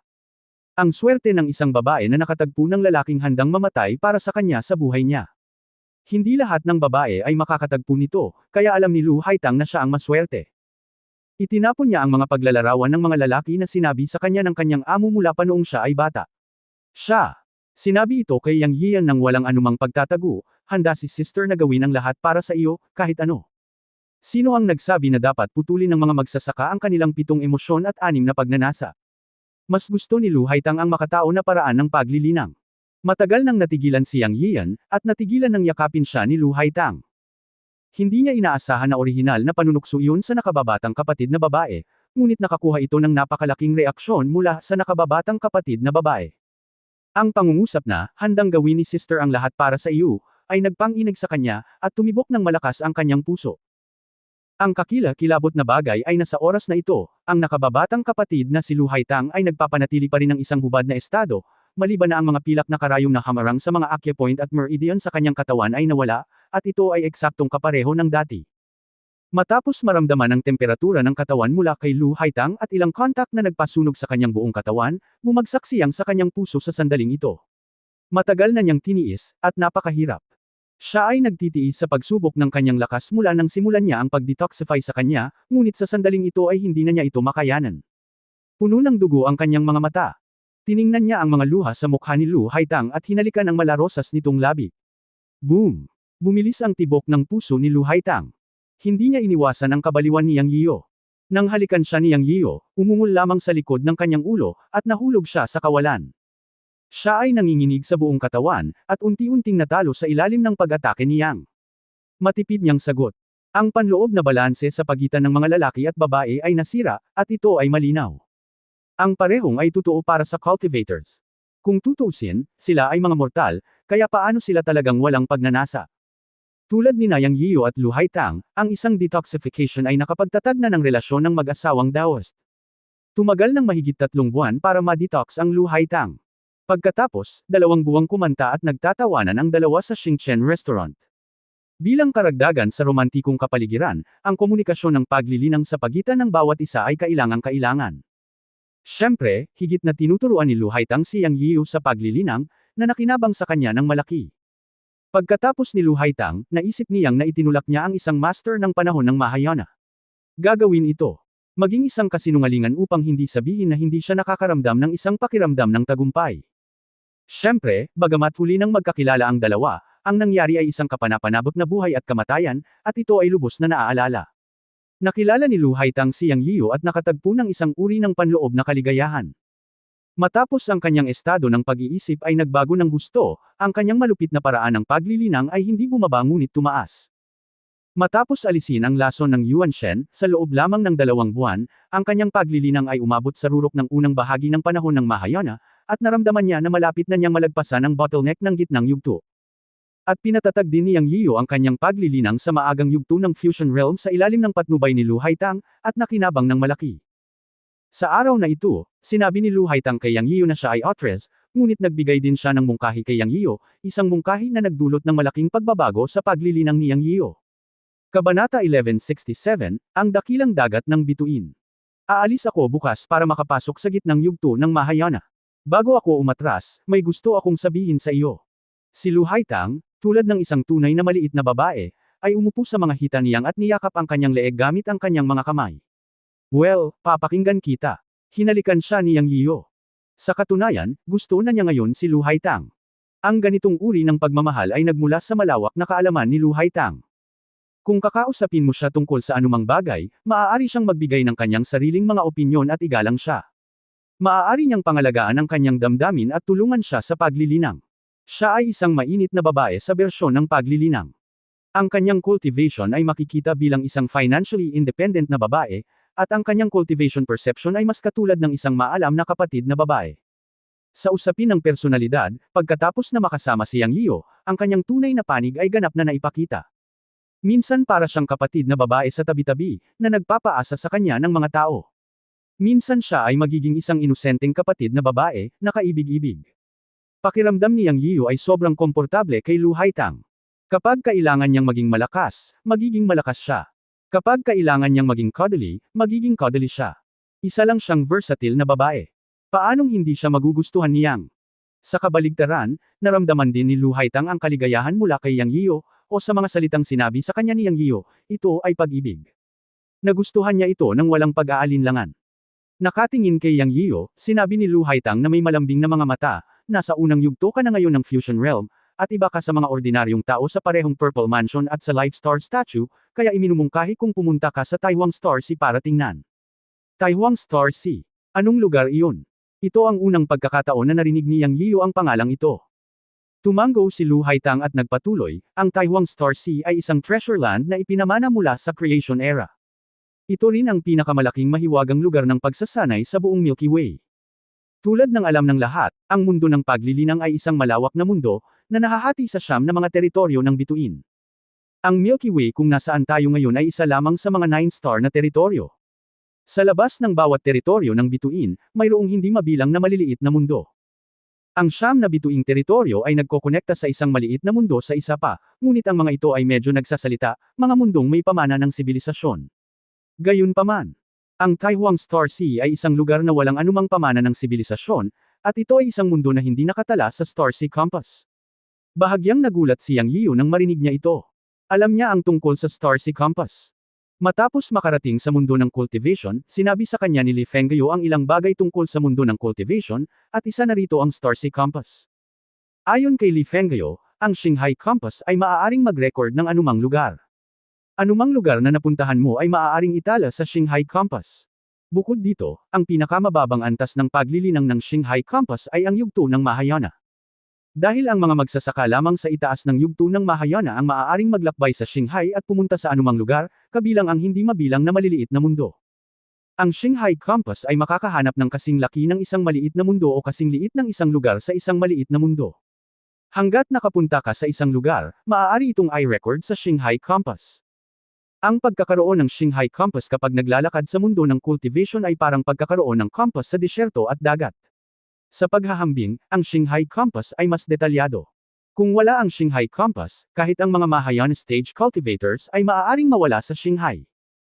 Para sa mga cultivator na may mababang cultivation, na may hawak na Xinghai Compass, maaari silang lumabas para maranasan at makipagsapalaran, at hindi madaling mawala sa malawak na mundo ng cultivation. Ang function ng Xinghai Compass ay upang mahanap ang direksyon. Anumang lugar na maaaring puntahan o napuntahan ng isang magsasaka ay maaaring itala sa Xinghai Compass. Walang lugar na hindi maitatala. Ngayon ay iniisip ni Lu Haitang na ang Taiwan Star Sea ay isang lugar na hindi naitala ng Star Sea Compass bilang wala, na talagang nagpapakurious kay Yang Yio. Anong klaseng lugar ito na napakahiwaga sa bibig ni Lu Haitang? Nagpatuloy si Lu Haitang, kung ang mundo ng paglilinang at hindi mabilang na maliliit na mundo ay mga mundong may pamana ng sibilisasyon, kung gayon ang Great Desolate Star Sea ay isang ligaw, sinaunang at misteryosong mundo. Meron. Hindi mabilang na mga cultivator na nakapunta na sa Great Desolate Star Sea, ngunit walang sinuman ang nakapagtala ng Great Desolate Star Sea sa Star Sea Compass. Ang pag-unawa sa Great Desolate Star Sea sa pamamagitan ng buhay sa mundo ng paglilinang ay palaging ipinasa sa pamamagitan ng salita ng bibig, nang walang anumang talaan ng mga pahiwatig, ngunit ang Great Desolate Star Sea ay tila umiiral. Ang ilang mga tao ay minsang naisip na sa malayong panahon ng Great Desolate, lahat ng mundo ay pinag-isa, ngunit kalaunan ay walang nakakaalam kung ano ang nangyari, na naging sanhi ng malaking mundo na nahati sa mundo ng paglilinang, hindi mabilang na maliliit na mundo at ang Great Desolate Star Sea World. Dahil walang talaan ng Great Desolate Star Sea, kaunti lang ang alam tungkol dito. Alam lang nila na ang Great Desolate Star Sea ay isang ligaw at sinaunang mundo, napakalaki. Napakalaki na walang sinuman ang makapagpaliwanag nito ng malinaw. Gayunpaman, ang 9 na bituin na hangganan ng mundo ng paglilinang ay konektado lahat sa Great Desolate Star Sea. Anumang hangganan ng bituin ay maaaring pumasok sa malawak na mundo ng Great Desolate Star Sea. Ito ay isang ganap na primitive na mundo, puno ng mga pagkakataon, at katugmang puno ng mga panganib. Ang aking kaluluwa ay nalasan sa Taiwan Star Sea. Ang Ice Soul Silkworm Poison, na kilala bilang isa sa 10 pangunahing lason sa mundo ng paglilinang, ay karaniwan sa Taiwan Star Sea. Naniniwala din ang ilang tao na ang Taiwan Star Sea ay talagang isang lugar ng pagpapatapon, kung saan ipinatapon ang mga masasamang nilalang noong panahon ng Taiwan. Sa madaling salita, ang Taiwan Star Sea ay isang misteryoso at maalamat na lugar, at ito ay isang adventure sanctuary sa puso ng bawat magsasaka. May mga tsismis na may mga bakas ng mga immortal sa mundo ng Taiwan Star Sea, at maraming makapangyarihang tao ang nakapasok sa Taiwan Star Sea. Ito ang pinakamalaking lihim na lugar sa mundo ng paglilinang. Ayon sa alamat, may natagpuan sa Taiwan mayroong ilang mga tao na hindi makalusot sa bottleneck sa loob ng libu-libong taon. Ngunit nakapasok sila sa Great Desolate Star Sea at nakalusot sa bottleneck at nakaligtas sa malaking kalamidad. Mayroong ilang mga immortal na hindi nang ahas na makaligtas sa kalamidad, ngunit nakaligtas sa kalamidad pagkatapos pumunta sa Great Desolate Star Sea. Mayroon ding ilang mga immortal na hindi nang ahas na makaligtas sa kalamidad at nagtago sa Great Desolate Star Sea, dahil walang kalamidad sa Great Desolate Star Sea. May napakaraming mga alamat tungkol sa Great Desolate Star Sea, puno ng mga himala at krisis, ngunit may isang bagay na karaniwan, tanging ang mga ipinanganak na may henyo sa mundo ng paglilinang ay maaaring makapasok sa Great Desolate Star Sea, at ang mga may mahinang talento ay hindi kwalipikadong pumasok. Upang makapasok sa Taishu Star Sea, kailangan mong pumasok sa Spiritual Severing Realm sa pinakamababang antas. Pagkatapos mong maabot ang sapat na antas, kailangan mo ring makapasa sa pagsubok ng Galaxy Holy Land bago ka makapasok sa Taiwan Star Sea. Nasa maagang yugto ka na ngayon ng Fusion Realm. Ang kaharian na ito ay isang kaharian ng malaking pagsasanib, at ito ay isang kaharian na naglalagay ng pundasyon para sa pagdaig sa malaking makalangit na kapigatian sa hinaharap. Ang malaking makalangit na kapigatian ay isang sitwasyong buhay o kamatayan, kaya umaasa akong pumunta ka sa Taiwan Star Sea at maglagay ng matibay na pundasyon para sa iyong sarili upang harapin ang malaking makalangit na kapigatian. Pagkatapos ng Fusion Realm, ito ay ang Tribulation Period. Ang Great Heavenly Tribulation ay dapat harapin sa lalong madaling panahon. Lahat ay napunta sa ganitong paraan. Kung hindi ka makakaligtas sa Great Heavenly Tribulation, ikaw ay magiging dead end. Walang makakaligtas sa Tribulation of the Sansian Immortal minsan bawat 1,000 taon. Mayroong 12 tribulation ng Sansian Immortal, at ang bawat isa ay mas malakas kaysa sa isa, na maaaring tawaging mito. Bagamat ang Great Heavenly Tribulation ng Tribulation Period ay buhay o kamatayan na sitwasyon, may pag-asa pagkatapos ng lahat. Hanggat ang pundasyon ng Fusion Realm ay inilatag ng maayos, ang Great Heavenly Tribulation ng Tribulation Period ay lubos na magpapataas ng pagkakataong magtagumpay. Umaasa akong makamit ang walang kamatayang landas kasama ka, at ayaw kong mabaigo ka sa dakilang kapigatian sa langit at pumunta sa landas ng Sansian Immortal. Makukuha mo ang pinaka-solid at komprehensibong karanasan sa Taiwan Star Sea, dahil ang sinumang cultivator na makapasok sa Taiwan Star Sea ay walang alinlangan na pinakamahusay sa mga pangunahing lupain. Halimbawa, sa larangan ng espiritu, kung paminsan-minsan ay makakatagpo ka ng isa o dalawang magsasaka sa larangan ng 5 elemento, mararamdaman mo na malamang na sila ay mga henyo. Ngunit kung papasok ka sa Taishu Star Sea, maaari kang makakita ng mga grupo ng 5 elementong cultivator sa kaharian ng espiritu, at kahit hindi imposibleng matugunan mo ang pagkakaroon ng siyam na Panginoon. Tulad ng para sa Fusion Realm, ang mga Life Star statues ng mga ordinaryong cultivator ay maaaring ang 5 element Life Star statues. Ang mga may natatanging talento lamang ang maaaring ang mga estatwa ng Pluto, Ziwei, Pojan, at iba pa. Tulad ko. Ang mga ito ay talagang karaniwan sa Taiwan Star Sea. Dahil tinitipon ng Taiwan Star Sea ang mga nangungunang talento mula sa siyam na pangunahing hangganan ng bituin at hindi mabilang na maliliit na mundo. Ang bawat isa sa kanila ay maaaring isang elite sa kanilang sariling mga sekta, ngunit sila ay nagiging mga ordinaryong magsasaka kapag sila ay pumunta sa Taiwan Star Sea. Maaari mo ring makita ang lahat ng uri ng cultivation inheritance mula sa iba't ibang pamilya, at iba pa. Ito ay isang pagkakataon para sa paglago, kaya sana ay makapunta ka sa Taiwan Star Sea. Kung maaari kang magkaroon ng pagkakataon ay nakasalalay sa iyong sariling swerte. Makalipas ang 3 araw, may darating sa Xingchen Restaurant mula sa aming Sun, Moon at Star Chamber of Commerce Headquarters para magnegosyo. Sa oras na iyon, ang mga tao mula sa punong tanggapan ay pupunta sa Milky Way, at ang pasukan sa Taiwan Star Sea ay nasa Milky Way. Ang Milky Way ay nasa ilalim ng jurisdiction ng Milky Way Holy Land. Isa itong sinaunang ilog. Ang Milky Way Holy Land ay ipinangalan din sa Milky Way. Malalaman mo kapag pumunta ka doon. Siyempre, depende sa iyo kung gusto mo o hindi. Sa tingin ko bihira ang pagkakataon. Sa susunod na buwan din ang araw ng pagsubok ng Milky Way Holy Land. Ang pagsusulit isang beses bawat 500 taon ay magbubukas ng pasukan sa Taiwan Star Sea. Ito ay isang bihirang pagkakataon, kaya iminumungkahi kung pumunta ka. Ano sa tingin mo? Sinabi ni Lu Haitang kay Yang Yiu ang tungkol sa Taiwan Star Sea ng seryoso. Pagkatapos magsalita, hindi niya hinikayat si Yang Yiu, binigyan siya ng oras upang isaalang-alang at hintayin ang kanyang sagot. Hindi niya sinabi kay Yang Yiyo na nagbayad siya ng malaking halaga para makakuha siya ng lugar. Kabanata 1168, Pakikipaglaban sa bato na walang kamatayan. Para kay Yang Yian, ito ang unang pagkakataon na narinig niya na ang Taihuang Star Sea ay isang mundo ng ganitong uri, na napakanobela. Bukod dito, alam niyang totoo ang sinabi ni Lu Haitang tungkol sa paghahanda para sa malaking kalamidad, at labis siyang natukso, lalo na nang sabihin ni Lu Haitang na makakatagpo siya ng mga henyo mula sa siyam na pangunahing hangganan ng bituin at hindi mabilang na maliliit na mundo sa Taihuang Star Sea, at nakagawa na siya ng desisyon. Sino ang walang mapagkumpetensyang puso? At saka, para lumaki, kailangan mong dumaan sa lahat ng uri ng paghihirap, at ang Taihuang Star Sea ay magiging isang magandang lugar para sa kanya.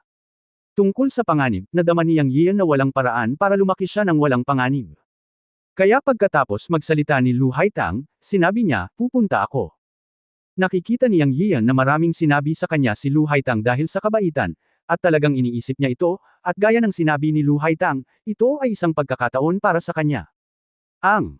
Ang punto ay nasa kanyang puso, pagkatapos malaman ni Yang Yian na maraming mga henyo na pupunta sa Taihuang Star Sea, ito ay isang napakakaakit-akit na paksa para sa kanya. Mula nang magsimula siyang magsanay, si Yang Yiu ay nasa ilalim ng impluwensya ng matanda. Sa katunayan, siya ay mukhang napakababa sa hitsura, ngunit siya lamang ang nakakaalam ng kayabangan sa kanyang mga buto. Ngayon matapos marinig ang sinabi ni Lu Haitang na maraming mga henyo sa mundo ng paglilinang, mayroon siyang pagmamalaki at paghahambing sa kanyang puso, at nais niyang makita kung paano ang mga henyo na ito mula sa mundo ng paglilinang. Gayunpaman, ang kasalukuyang sitwasyon ng Xing Chenman ay nag-aalala pa rin sa kanya. Pupunta daw siya pero medyo nag-aalala pa rin siya. Nakita ni Lu Haitang ang bakas ng pag-aalala sa mukha ni Yang Yiyo, bahagyang ngumiti at nagsabi, nag-aalala ka ba na ang Xing Chenman ay magkakaroon ng problema sa Taishuan sect pagkatapos mong umalis? Ngumiti si Yang Yiyo bilang palihim na kasunduan, at mas nagustuhan niya ang katalinuhan ni Lu Haitang. Huwag kang mag-alala dyan. Sa totoo lang, ang sinabi ko sa iyo noong isang araw na ang anak ni Li Qingchan ay palaging maghihiganti ay maaaring totoo. Ngunit sinusubukan lang kitang takutin kung kailan siya darating at kung kikilos ang Taishuan sect. Hindi ako sigurado. Bilang numero 1 sekta sa Hilaga, ang Taishuan sect ay kailangang panatilihin ang reputasyon nito. Dagdag pa rito, nagkaroon ng malaking labanan ng Taishuan sect sa isa pang sekta hindi pa lang noon at talagang nag-anunsyo ng pagsasara ng sekta. Tiyak na sisang-ayon ito na hindi madaling magdulot ng kaguluhan ng mga alagad nito. Kaya't kahit na alam ng anak ni Li Qingchan na nawasak ang pamilya Li, sa karamihan ay pupunta siya upang maghayganti mag-isa o tumawag sa ilang kapwa-disipulo. Ang Taishuan sect ay hindi gagawa ng malaking kaguluhan sa pribadong pambubugbog ng isang disipulo. Hindi yun magiging ugali ng isang nangungunang sekta. Kung mas malaki ang sekta, mas pinapahalagahan nito ang reputasyon nito. Kaya hindi mo kailangang mag-alala tungkol sa Xingchen sect. Dahil ako ang naging babae mo, ako ng responsibilidad. Huwag kang mag-alala tungkol dito. Kung ang batang babae mula sa pamilyang Li ay talagang manggugulo sa Xingchen sect, magkakaroon pa rin ako ng kaunting timbang sa pangalan ng mga Mahayana cultivator ng Sun, Moon at Stars Chamber of Commerce, at hindi sila mangangahas na manggulo. Bagaman malumanay na nagsalita si Lu Haitang, bawat salita ay nagpapakita ng matinding tiwala sa sarili. Natigilan si Yang Yian nang marinig niya ito, at naramdaman din niyang tama ang sinabi ni Lu Haitang. Ang Taishuan sect ay malayo sa Xingchen Mountain Range.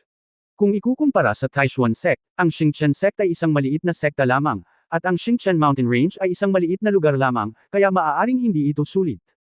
Ngumisi siya at sinabing, bakit parang gigolo ako? Kailangan kong umasa sa pangangalaga ng aking babae. Hehe, medyo chauvinistic ka, pero babae mo ako, ano bang masama kung makihati ka sa mga alalahanin ng lalaki ko? Nakangiting sabi ni Lu Haitang.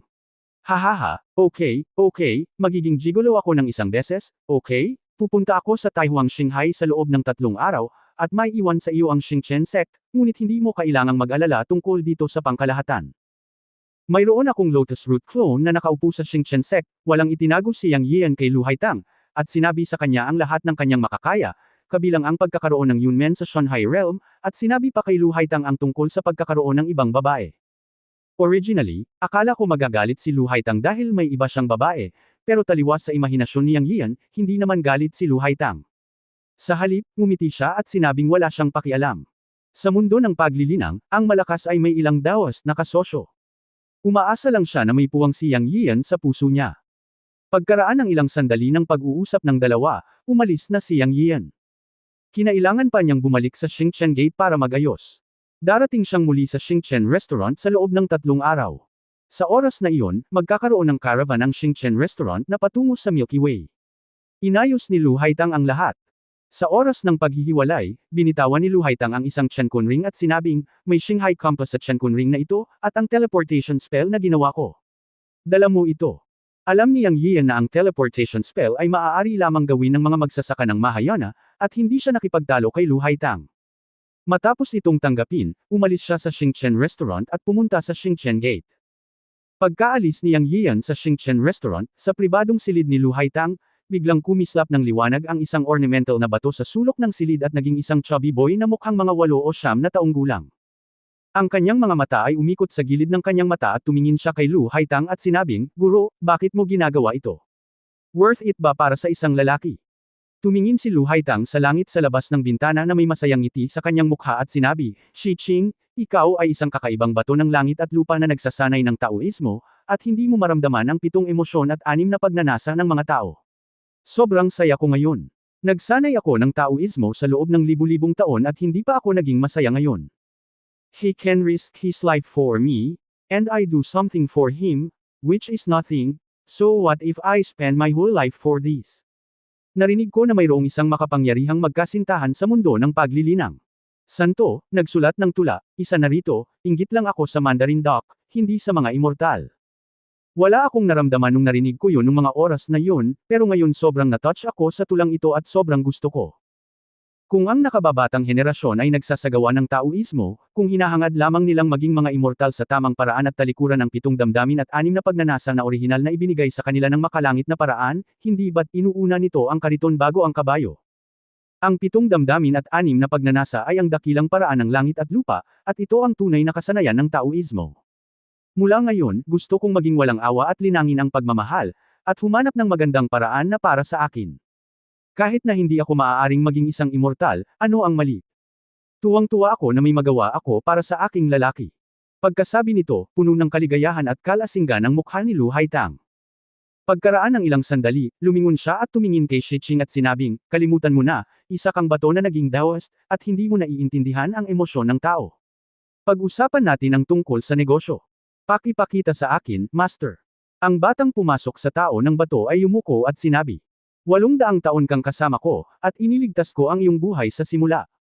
Ngayon gusto kong hilingin sa iyo na sundin ang aking lalaki at protektahan siya para sa akin. Please. Si Lu Haitang ay same time na sumaludo kay Xiqing habang nagsasalita. Sinabi ng batang bato, Guro, ikinahihiya mo ako. Kung hindi dahil sa iyo, ako, isang bato, ay nilamon na ng mga higanti sa Taihuang. Bagamat ako, si Xiqing, ay isang bato, alam ko rin ang pasasalamat at katapatan. Sinundan kita ng kusa. Ganun din, kung hindi dahil sa akin, hindi ka nalason. Sa katunayan, ako, si Xiqing, ay may utang na loob sa iyo.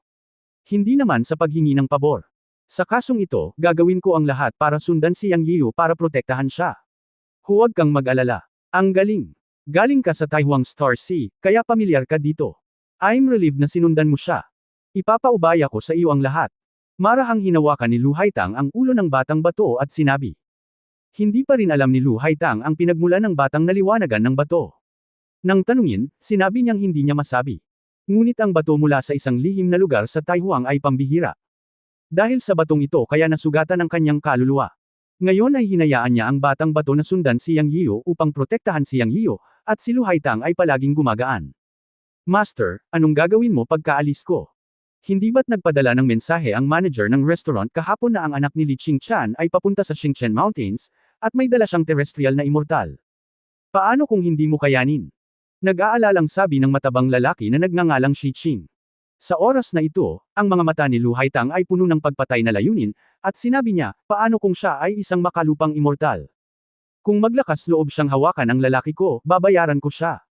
Siya ay isang disipulo ng isang elder ng Taishuan sect. Sa tingin ba niya ay kaya niyang baliktarin ang mundo?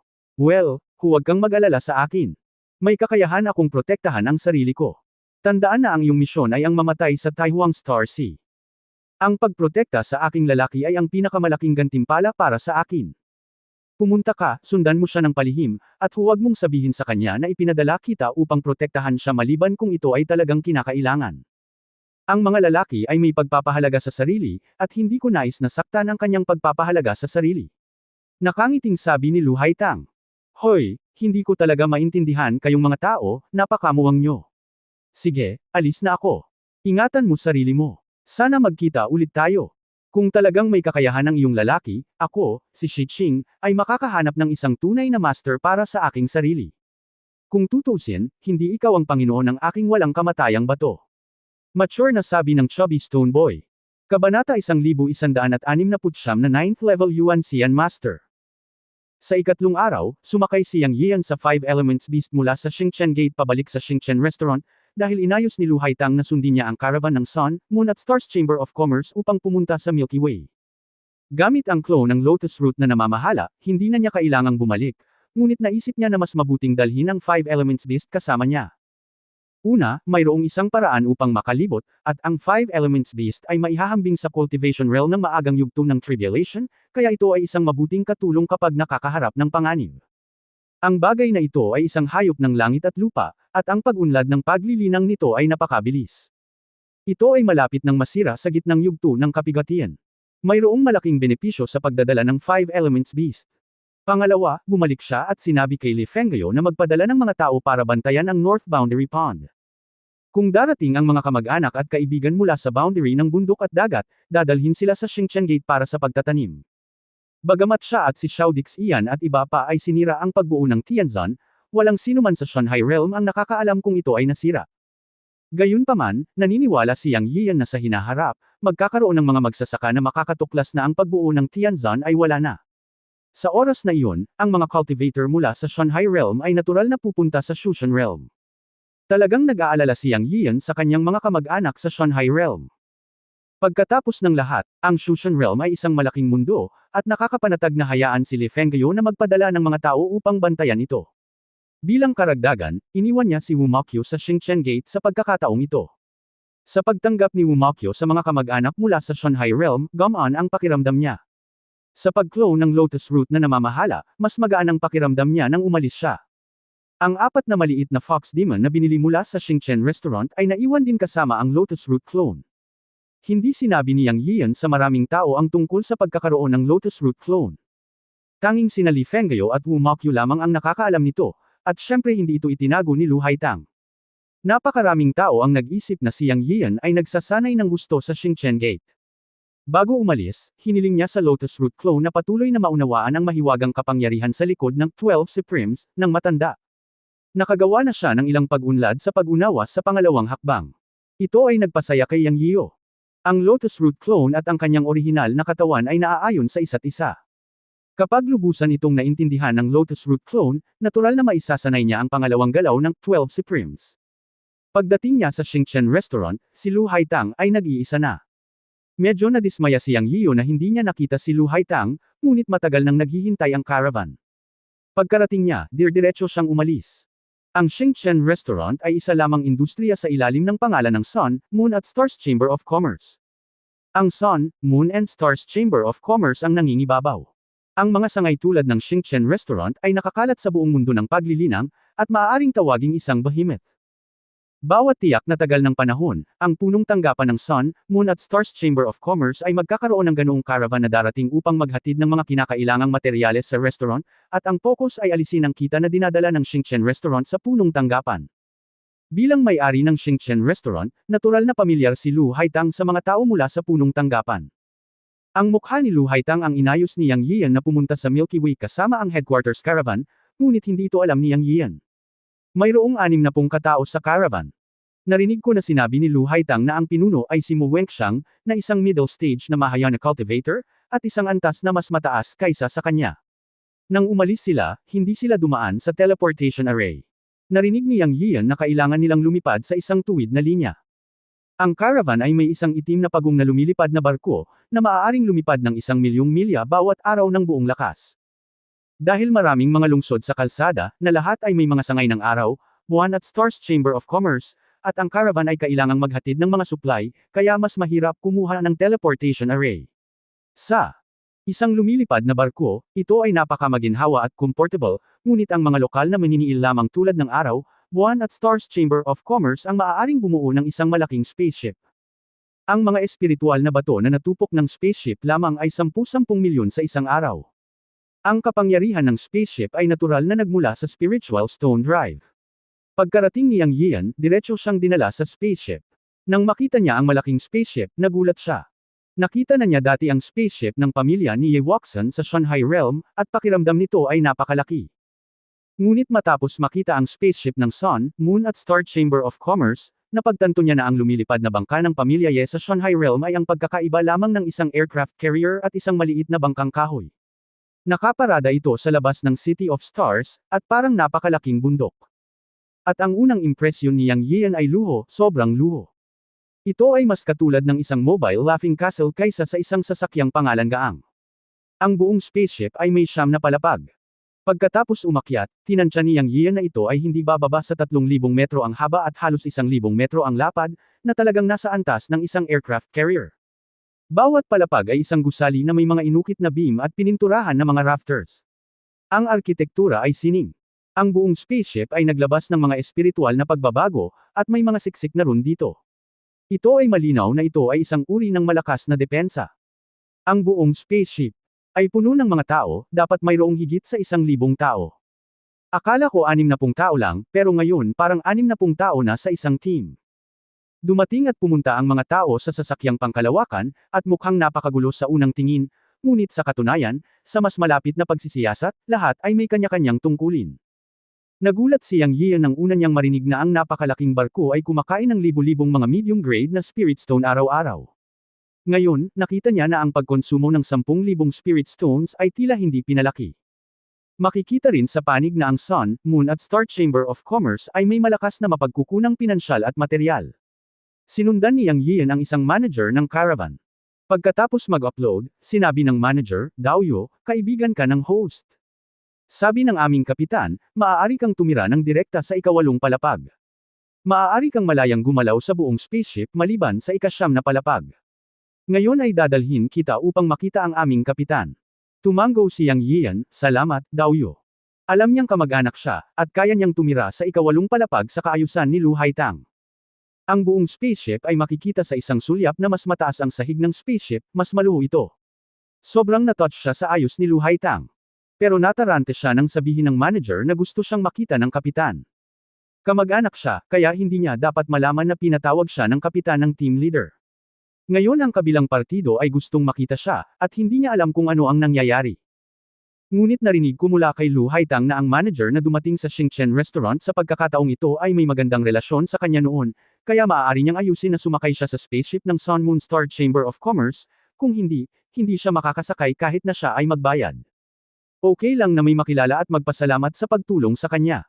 Kasunod ng nasa katanghali ang gulang na Katie wala, umakyat kami sa ika-8 palapag. Tulad ng nakita natin sa katotohanan, mas mataas ang palapag ng sasakyang pangkalawakan, mas maluho ito. Matapos maabot ang ika-8 palapag, makapal ang espiritual na enerhiya ng langit at lupa. Nang madaanan namin ang bawat silid, nakita namin na ang pinto ay mas katangi-tangi kaysa sa iba pang mga silid, at mukhang sobrang maluho. Sa itaas ng ika-8 palapag ay ang huling palapag, ang ika-9 na palapag. Tumangala si Yang Yiyo at nalaman na ang ika-9 na palapag ay talagang iba sa iba pang 8 palapag. Ito ay gawa sa ilang uri ng material na katulad ng puting marmol, at ang mga kulay ay iba rin, napakakaiba.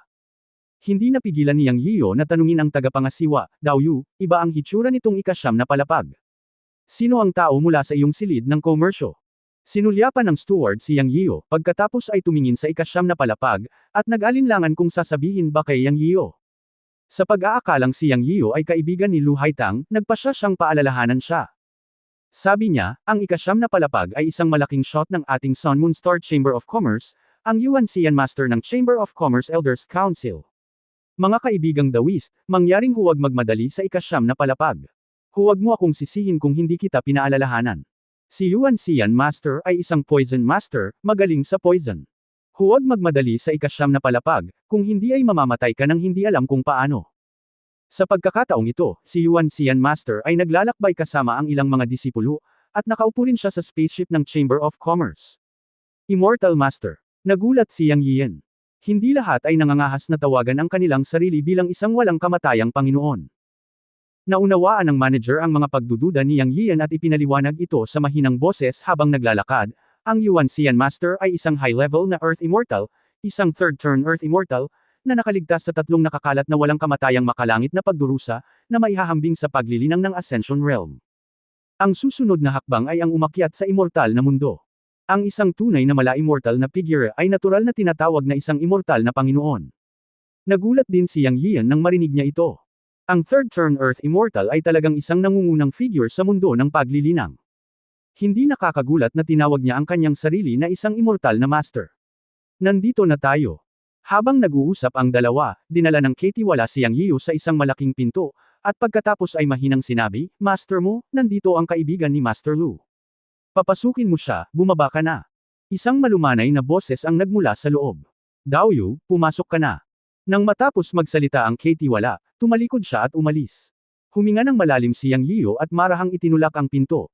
Nang mabuksan ang pinto, isang malabong halimuyak ng bulaklak ang lumabas sa kanyang ilong, at isang maluwang na bulwagan ang bumungad sa kanyang harapan.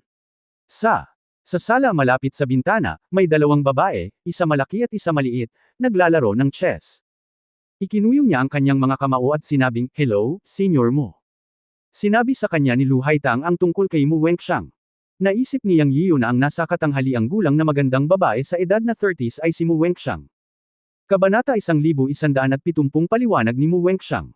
Dahil sa pagiging magalang, tinawag siya ni Yang Yian na senior, dahil sa kanyang paningin, si Mu Wenxiang ay isang tunay na middle stage na Mahayana cultivator.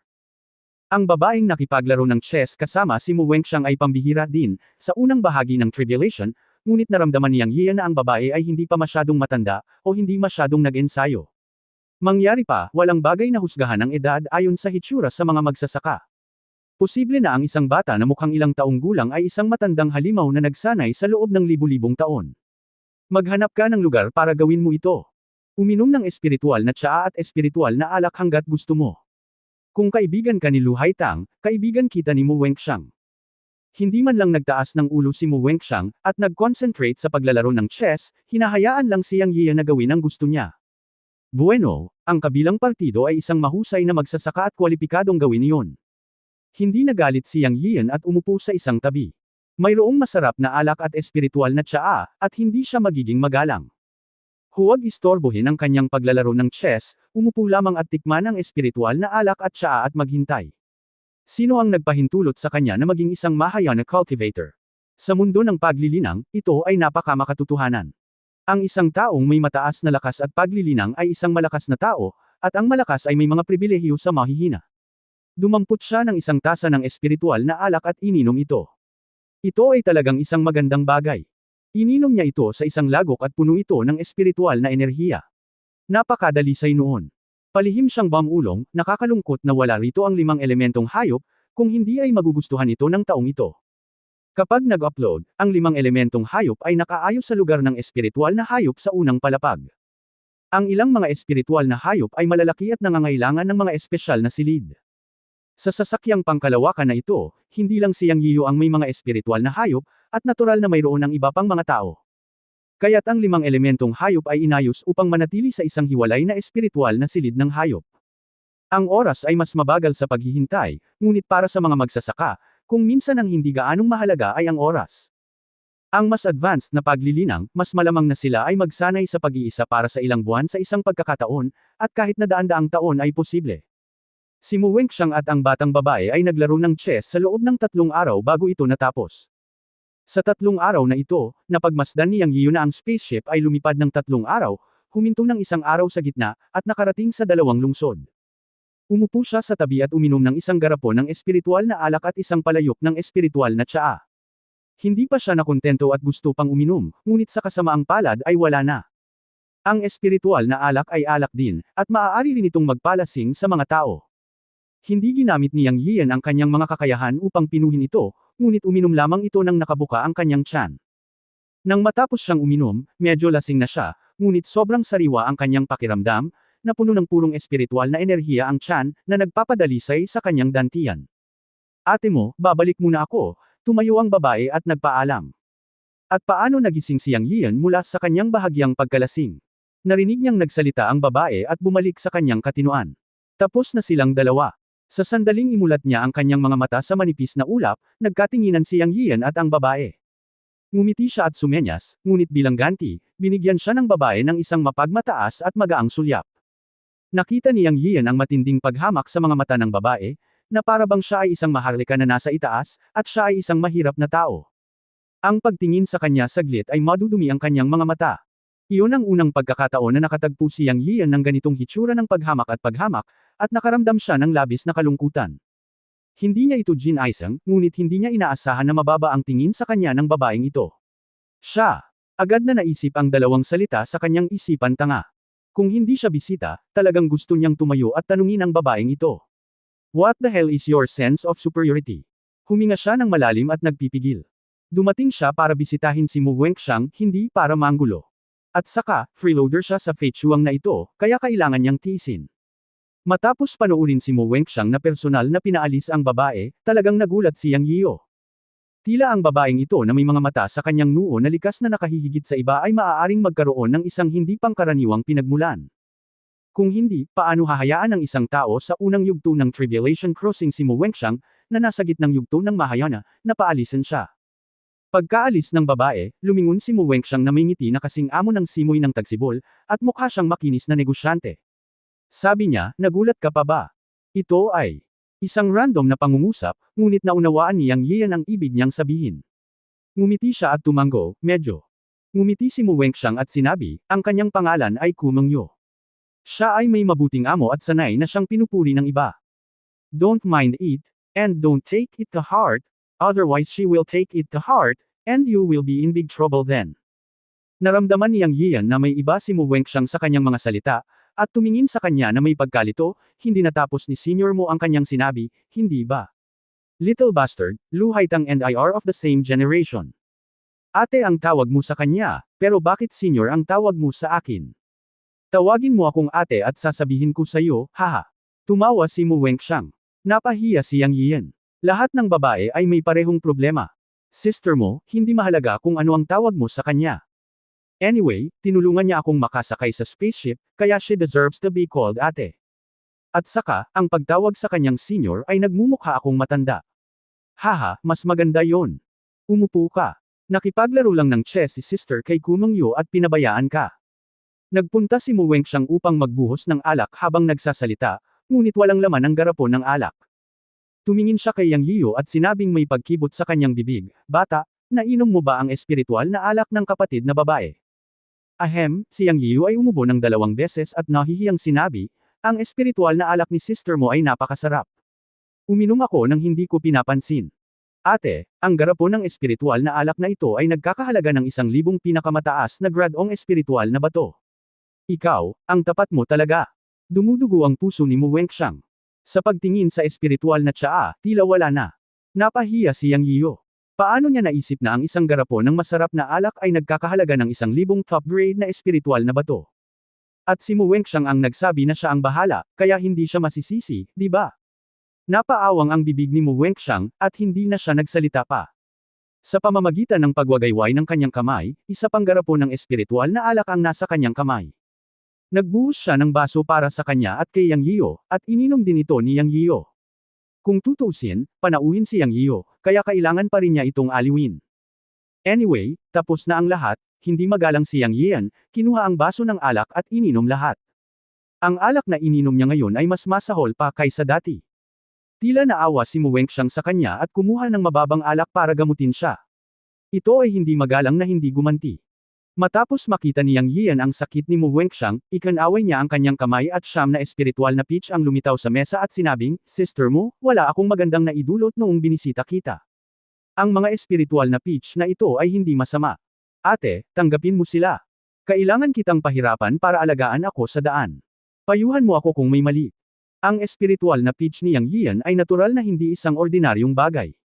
Isa ito sa 2 dakilang kayamanan ng Chenkun Pot Space, na maihahambing sa pinakadalisay na totoong chipil. Naglalaman ito ng purong espiritual na enerhiya na hindi kailangang dalisayin kapag direktang kinuha. Itinuturing itong purihin si Mu Wenxiang, pagkatapos ng lahat, nainom lang niya ang kanyang espiritual na alak at tsaa. Nang makita ni Mu Wenxiang na inilabas ni Yang Yiyo ang espiritual na peach, wala siyang pakialam noong una dahil naisip niya na si Yang Yiyo, isang batang cultivator sa fusion stage, ay walang makukuhang mabuti. Ngunit agad ding nagbago ang ekspresyon niya pagkatapos ng isang sulyap. Siya ay isang cultivator sa Mahayana stage at natural na nakikita ang espiritual na enerhiya na nilalaman ng espiritual na pitch na inilabas ni Yang Yiyo. Ipinanganak siya sa kabisera ng lalawigan ng araw, buwan at bituin at naglakbay sa buong taon. Kung hindi, siya ay kasangkot sa koleksyon at transportasyon ng mga likas na materyales at kayamanan para sa Chamber of Commerce. Nakipag-ugnayan siya sa higit na espiritual na mga prutas at agad niyang nakita na ang espiritual na pitch na inilabas ni Yang Yiyo ay may malaking halaga. Ang sakit ng pag-inom ni Yang Yiyan ng lahat ng espiritual na alak na ngayon ay nawala. Ngumiti siya at ikinaway ang kanyang kamay para alisin ang espiritual na pitch. Walang kagalang-galang na sinabi niya, "Naku, magkapatid kami ni Lu Haitang. Pamilya tayong lahat. Masyado kang magalang. By the way, ano pangalan mo?" Sinabi sa akin ni Lu Haitang na masama ang memorya ng kapatid ko, hehe.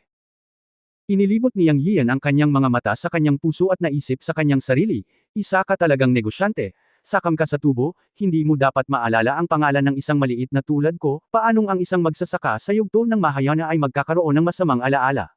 Siya. Alam ito sa kanyang puso, ngunit maaaring malaman ito ni Yang Yiyan. Para sa isang Mahayana cultivator tulad ni Mu Wenxiang, hindi niya sineseryoso ang isang maliit na cultivator na tulad niya. Malamang gusto niya itong makilala para kay Lu Haitang. Ngayon ay medyo naunawaan na ni Yang Yiyan, marahil si Lu Haitang ay gumastos ng maraming pera kay Mu Wenxiang para sa kanya. Matapos maunawaan ang personalidad ni Mu Wenxiang, ngumiti si Yang Yiyan at sinabi, "Ang pangalan ko ay Yang Yiyan." Ay, oo, si Yang Yiyan, ang nakababatang kapatid ng pamilya Yang. Inayos na ni sister ang lahat para sa iyo, at maaari kang manirahan dito. Maraming kwarto si ate. Pupunta ako sa ikasyam na palapag mamaya. Anyway, walang nakatira doon. Aabutin ng humigit kumulang 1 buwan upang pumunta sa Yin. Manatili ka lang dito sa panahong ito. Ate, aayusin ko ang lahat para sa iyo. Nakuha ni Mu Wenxiang ang pakinabang ng espiritual na pitch ni Yang Yiyan, at siya ay napakasigla. Ang pagpapatira kay Yang Yiyan sa kanyang silid ay orihinal na inayos ni Lu Haitang, at ngayon ay nanghiram siya ng mga bulaklak para ailay kay Buddha, upang ito ay pahalagahan ni Yang Yiyan. Maraming salamat, ate mo. Nagpasalamat si Yang Yiyan. No need to thank me, no need to thank me. Anyway, hindi muna ako titira sa kwartong ito. Pupunta ako sa ikasyam na palapag para talakayin ang Taoismo kay Kumengyo. Oo nga pala, kung makasalubong mo si Kumengyo sa bangka sa susunod na yugto ng panahon, huwag mo siyang palampasin.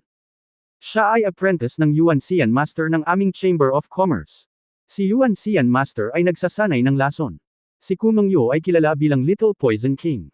Ang kanyang pag-atake ng lason ay hindi maarak. Kung nami-miss ka niya, tapos ka na. Huwag tingnan ang unang yugto ng paglilinang ni Kumengyo, ngunit nagsasanay siya ng lason. Kahit ang isang Mahayana cultivator na tulad ko ay natatakot sa kanya.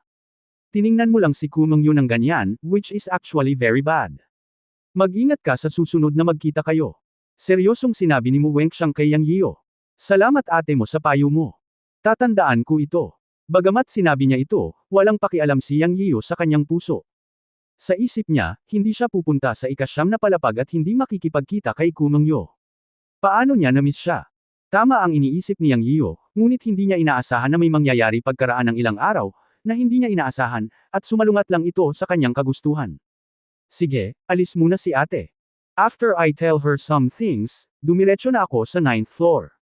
Ang silid na ito ay para sa iyo na gamitin. Tandaan, maliban sa ikasyam na palapag, malaya kang makakagalaw sa ibang palapag ng sasakyang pangkalawakan. Kumustahin ko ang katiwala, ngunit mas mabuti na manatili ka sa silid upang magsanay at huwag tumakbo sa paligid. Mayroong hindi bababa sa 3 tao tulad ko sa spaceship na magiging responsable, at ang ilan sa kanila ay may masamang ugali. Tinanggap ni Mu Wenxiang ang dobleng benepisyo mula kina Yang Yiyo at Lu Haitang, at ginampanan din niya ang kanyang responsibilidad. Ipinahayag ni Yang Yiyo ang kanyang pasasalamat at pagkatapos ay pinanood si Mu Wenxiang na umalis. Sumang-ayon din siya sa mga salita ni Mu Wenxiang at nagpa siya na manatili sa silid upang magsanay. Anyway, aabutin lang ng 1 buwan, at magiging maayos na siya kapag bumaba na siya sa spaceship. End of this chapter. Abangan ang susunod na kabanata.